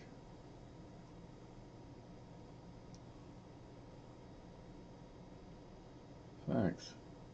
Yeah, that's a regular old proof penny. These are, you know, $1. I don't know if I have any more of these. And there's your more complete back. You get looking for those 2 grooves on the dates that aren't supposed to have grooves.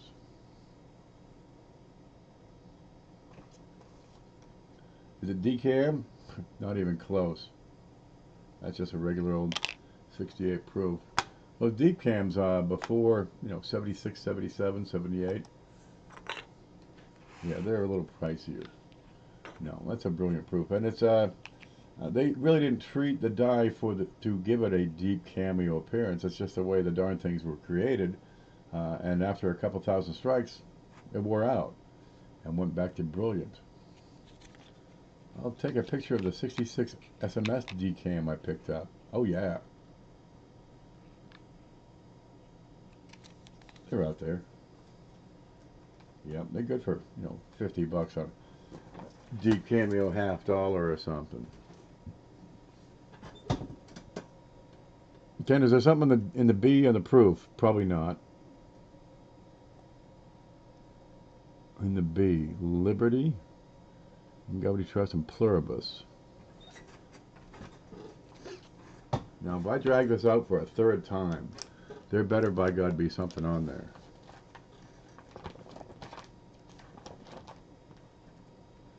$68S. We're going to be in Liberty.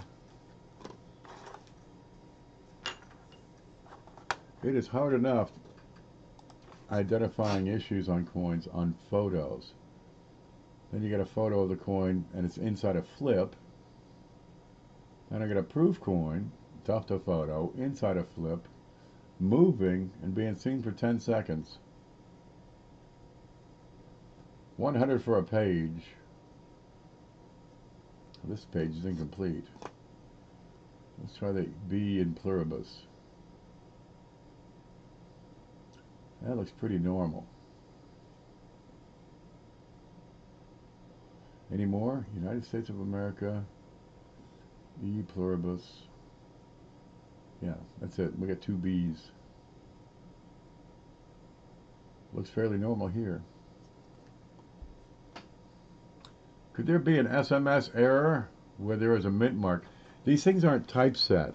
It's the die that makes the coin. All the details on that coin came off the dies.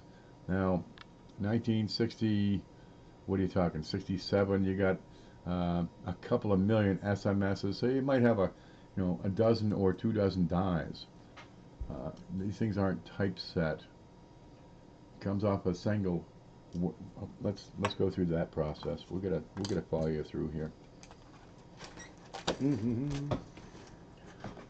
Okay, we got dies and hubs.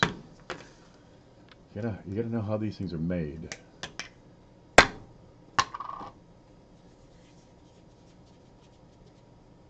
We got stuff here. Okay, they start off with the design, and it's a dinner plate, right? I mean, it's like this, several inches across. They carve this thing. It's like a clay or some darn thing, or ceramic. And they harden it, coat it with a resin. They use it to transcribe that design onto a hub, which is a lot like this. Okay, it's not exact, but it's a lot like this. Now, you got the working level, and you got the master level. Off the Galvano, they transcribe. It's a transcription lathe, and they carve out from here. They reduce it down a size onto the head of a hub, and the hub is going to look like a positive. It's going to look like an upright penny or a dime or whatever the hell you got, right? Okay, so any design issues, any design features that are on that Galvano are going to be translated over here in miniature on the master hub. And now what do? Now you're going to make, if you make all your pennies out of this, well, first off, they're going to be inverted. They're going to be upside down. See how this is raised? Looks just like a penny. That looks just like a penny. If you struck a coin with a hub, everything's going to be inverted. Okay, so you can't strike it with a hub, but you got to get the hub design off the Galvano, and there it is. So you're going to take the hub, the master hub, and they're going to make a master die with that. Okay, so there's your master hub, and they're going to come over here and pretty much same idea as making a penny. They take that hub and drive it into a die. So you have a master die. Now, if you make all your pennies with the master die, you can make about, you know, a couple of 100,000 pennies. They need millions, millions upon millions. So, geez, it won't be long before you frig up your master hub if you're making tens of thousands of dies out of this, so you can make millions of pennies. So the masters make the workers. Watch this. Master hub makes a master die. Die is sunk in. All right, the master die, the master die makes the working hub. And that's upright, just like the regular one. Here's one. Here's one that's already out. Okay, so that's going to be your working hub. And the working hub, right, looks just like that, makes the working die. Aha, so now I'm from positive to negative, then back to positive, but I got to have a negative to make the coins. So I'll make the working hub. There. Okay, and that ends up being, you know, CJ's coin thingy, whatever the hell it is.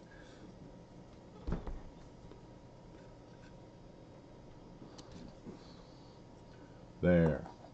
Now, you're talking about an issue. Could it be an SMS error where there is a mint mark? Well, it depends on what's on the die, right? Because it's the die that makes the coin. All right. So every coin produced with that die would show if there's a, you know, an issue with a mint mark. Not a whole lot of findings for you know, possible die varieties with a mint mark issue on these SMS coins. It has to be on the die. Now, wait. What if it's back here on the hub? Well, then every coin produced by all the dies made from the hub would exhibit that same issue. So now instead of having one, right, or one group produced from one die, now you're talking, you know, many dies producing many coins. These doubled hubs, or the hub issues, they're much more pervasive. You see these a lot more. You'd expect to see, you know, 500,000 of those. There are none that I know of. Yep, SMS, they didn't even use the mint marks. There was a coin shortage back in the early 60s. Part of it was instigated because they put out the silver, and well, geez, you can make 2% on your money if you just, you know, hoard all the silver. Yeah, that's enough incentive. People are going to keep it. There were no, you know, melt laws. People just pulled that change out. I mean, I started collecting in 1977. There was hardly any silver out there. You're talking 13 years. All the silver is gone. They're making billions of these things, and it's gone. Didn't take long. So you get a silver shortage. You get a coin shortage. In order to crank out more pennies, you can look at the mintages on 66, 65, 6, and 7. Let's see if I can find that. I'm going to pull up the inventory and checklist. Let's go to the screen. Can we see it? There. I'm going to keep the link hidden. There. Or anybody can copy this and get in here and change it. Okay, this is the coin inventory and checklist. We got tabs on the bottom here. There we go. I think we can see it. I'm going to go over to Lincoln pennies here. Where are you? I missed it. Lincoln pennies. Okay, look at this. They made 518 billion Lincoln pennies so far. All right, before the silver problem, they're putting out, I mean, 1.7 billion, 700 million. 1.2 billion, 1.7 billion, lots of them. Now the pennies, they didn't quite have the same shortage. Right, here's 3 billion on the 1967s, 1.7 billion on 68, 2.8 billion on 68. I want 50, 65. Yeah, there it is. 1, 2, 3, 4, 5.5 billion. Let's go look at dimes because they're silver. Here's Roosevelt dimes. Yeah, they're ripping the dimes out of circulation. What you have before? You got a couple of hundred million. Couple of hundred million. You know, 72, 164 million. Yeah, I'm getting sleepy. Okay, now they got 64, 933 million. 64D, 1.6 billion. Here's where they're pulling out the coins out of circulation. So how many we got? 65. I get a feeling these numbers are switched. That's what I'm thinking here.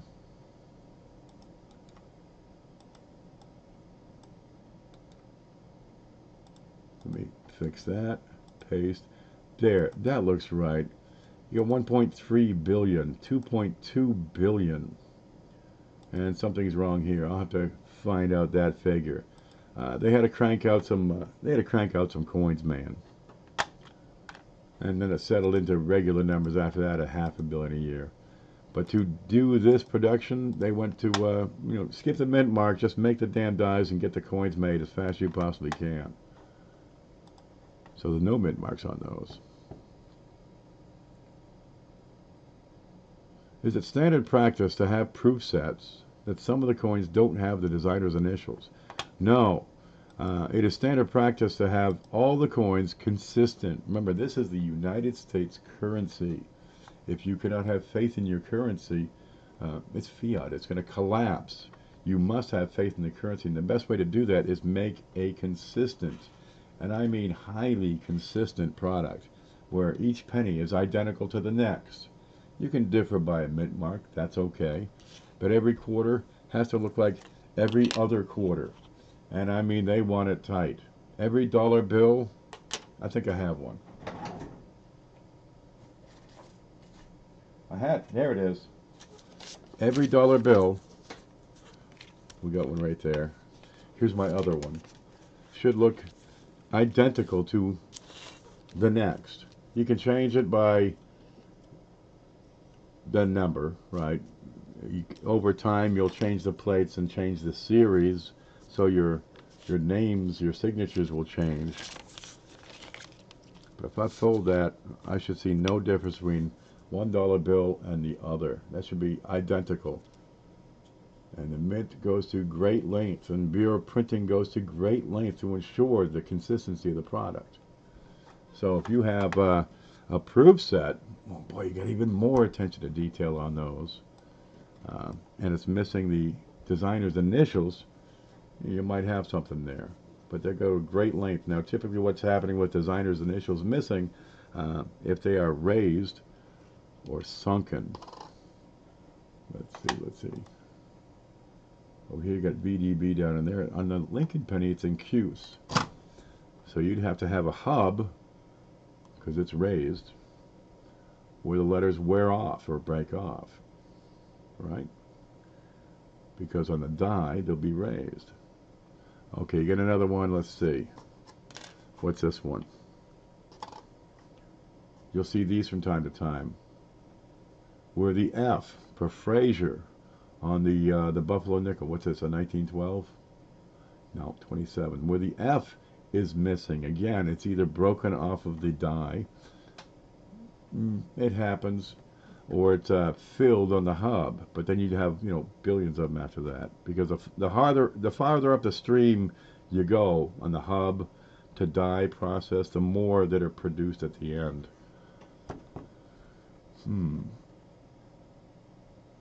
I must have overlooked the initials then. Oh, they're probably there. Well, give me a $50. Have we got a $50 here? Well, what's this? I think I got some raised initials on this. Yeah, there we go. We got some raised initials here. Okay, I have no idea who this is. Okay, that's raised on the coin. So on the die, these initials can be filled by grease. Not all that common, but a lot of times you'll see other issues on the coin. Well, grease-filled die is not really impossible.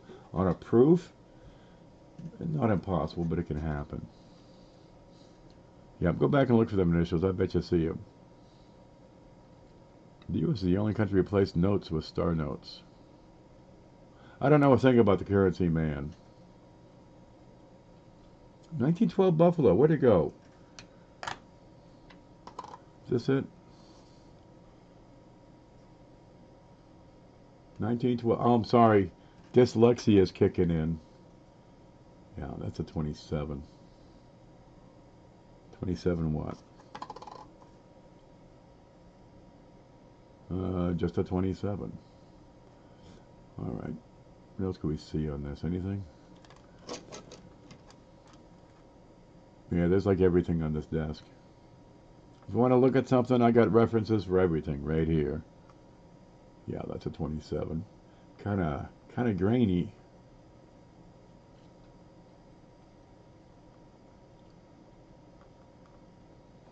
Oh, probably good. Not much better though. Heavy flow lines. Okay, he's got a third feather. What's that? Doo-doo on it. Handsome coin. That's the most American design we ever had.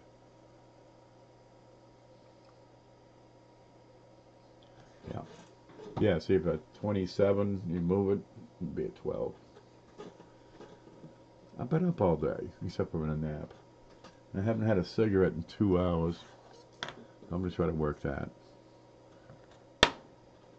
A dime. Dime is raised, and yeah, I've seen greasers on dimes quite a lot. You got any here?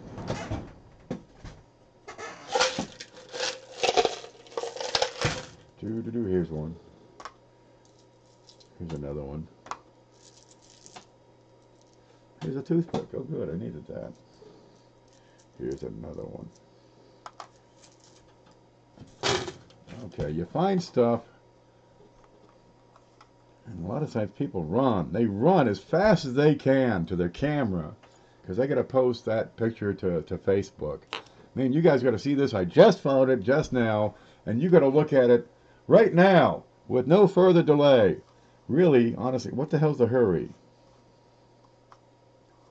All right, 9 times out of 10 is going to be damaged anyway.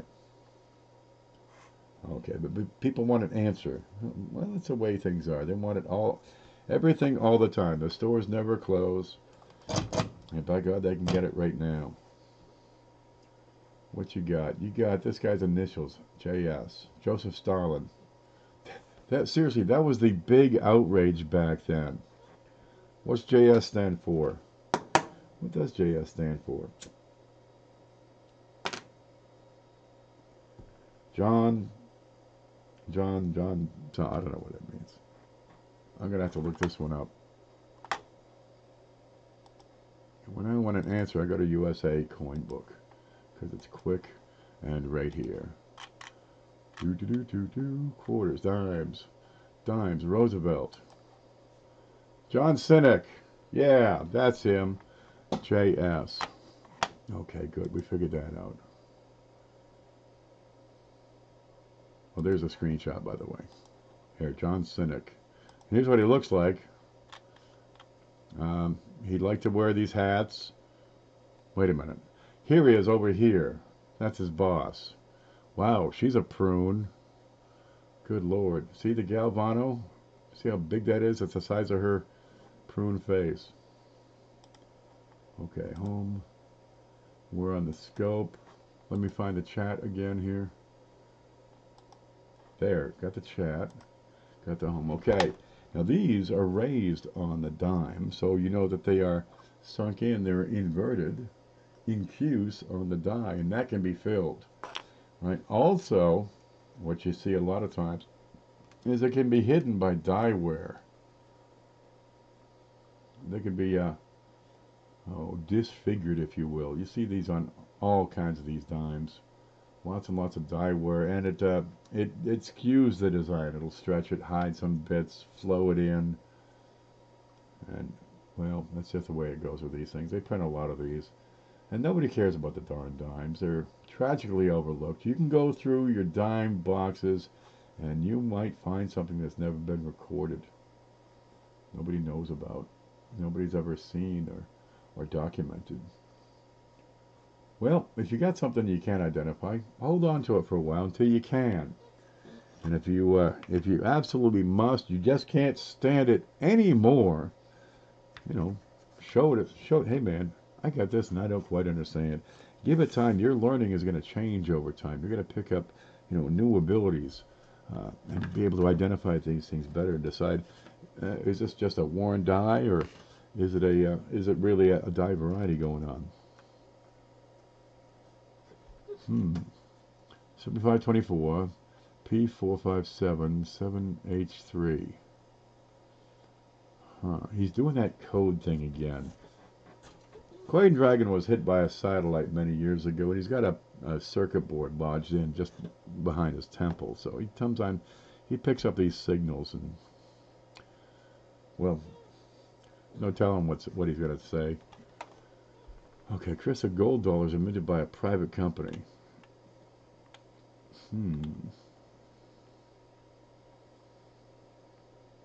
Is that your grandma, Gums? Okay. Okay, Mike White's talking about the Buffalo nickels. Hidden?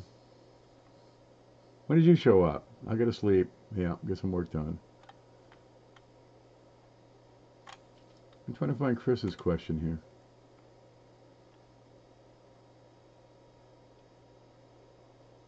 Type 2 on the Buffalo. Okay, Chris. There's the screen. Chris says type 2 on the Buffalo is high mound. Type 2 is a flat line. All right, remember what I told you. If you want quick information, a great place to go. Where the hell did it go? It's gone. All right, it's USA Coin Book. This is USA Coin Book. I'll give you the link real quick.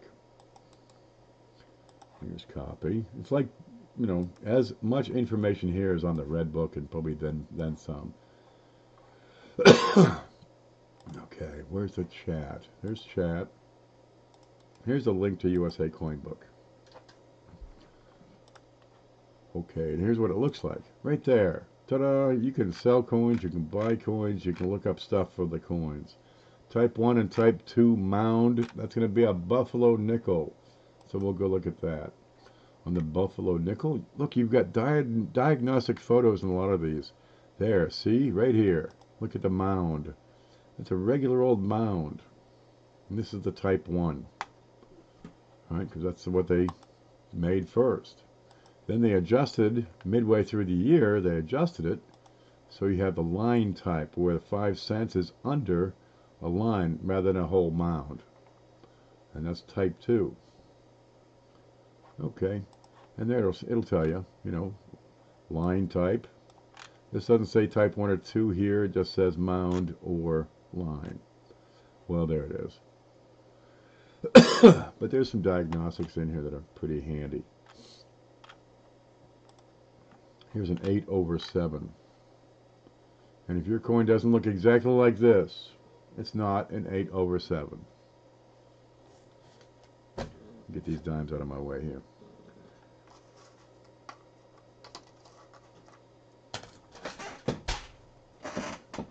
Okay, where is the chat? There's chat. Here's home. What happened?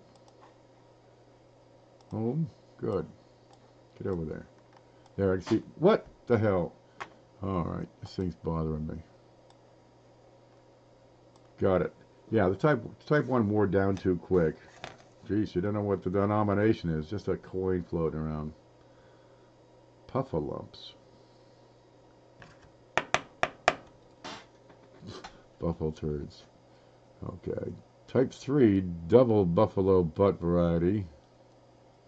Oh man, don't screw with these new people because they're going to write that down in the notes and they're going to be hunting. What we found, Type 3 buffalo butt variety. Pachyderm. Never heard the word mound related to the buffalo nickel. That's what the design is on the reverse. Have I got a... Do I have a type 3?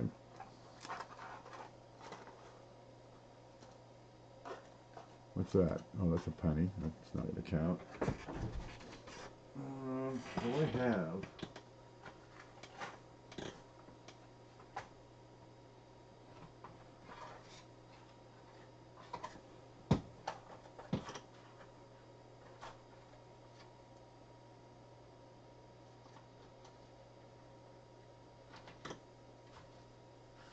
I try to keep everything in reach here.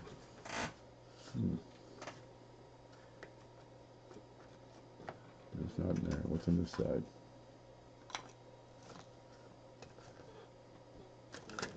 Oh, look, here's this. Oh, good. No, I don't have one handy that I'm going to find. I had some. It's under here.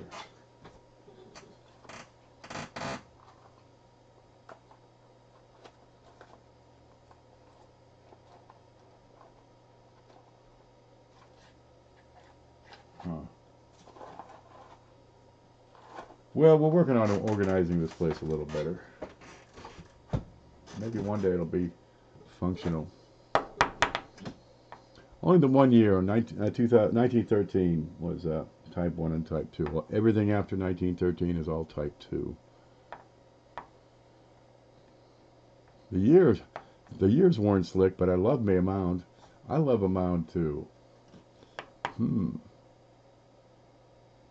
A lot of the mound buffaloes will be dateless.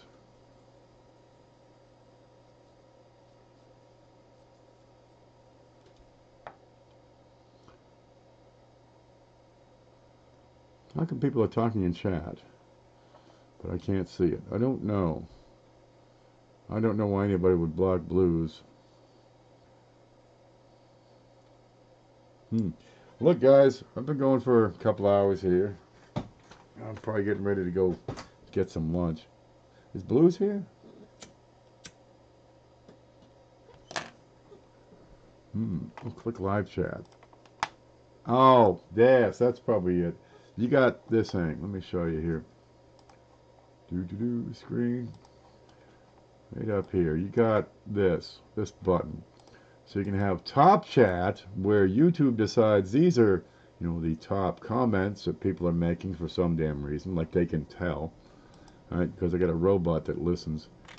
All right, that'll give you top comments, and then you have the live chat, which has all messages visible. So if you're only seeing some messages, switch over to live chat.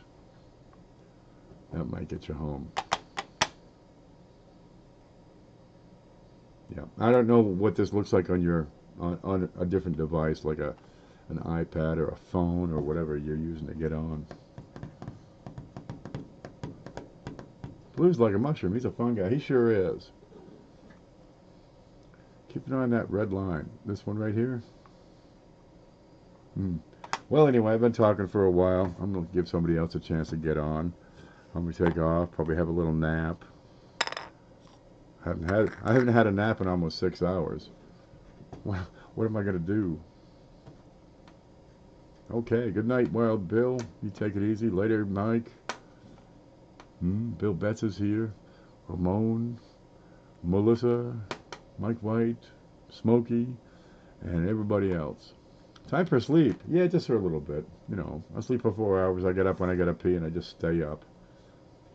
Yeah, I haven't actually slept for more than 4 hours in years. I slept on the cruise real good. I'd like to go on another cruise. That was a lot of fun. A bientôt tout le monde. That means a bientôt tout le monde. Who needs sleep when there's coins to check? Okay, I'll let you guys go. Here's home. You stay groovy, okay? We'll catch you. Next up is, let's see, Tuesday coin Q&A, 10 o'clock. Yeah, we'll catch you all then. Get your pictures ready. We'll give you an email to send them in on Tuesday. Okay, see ya.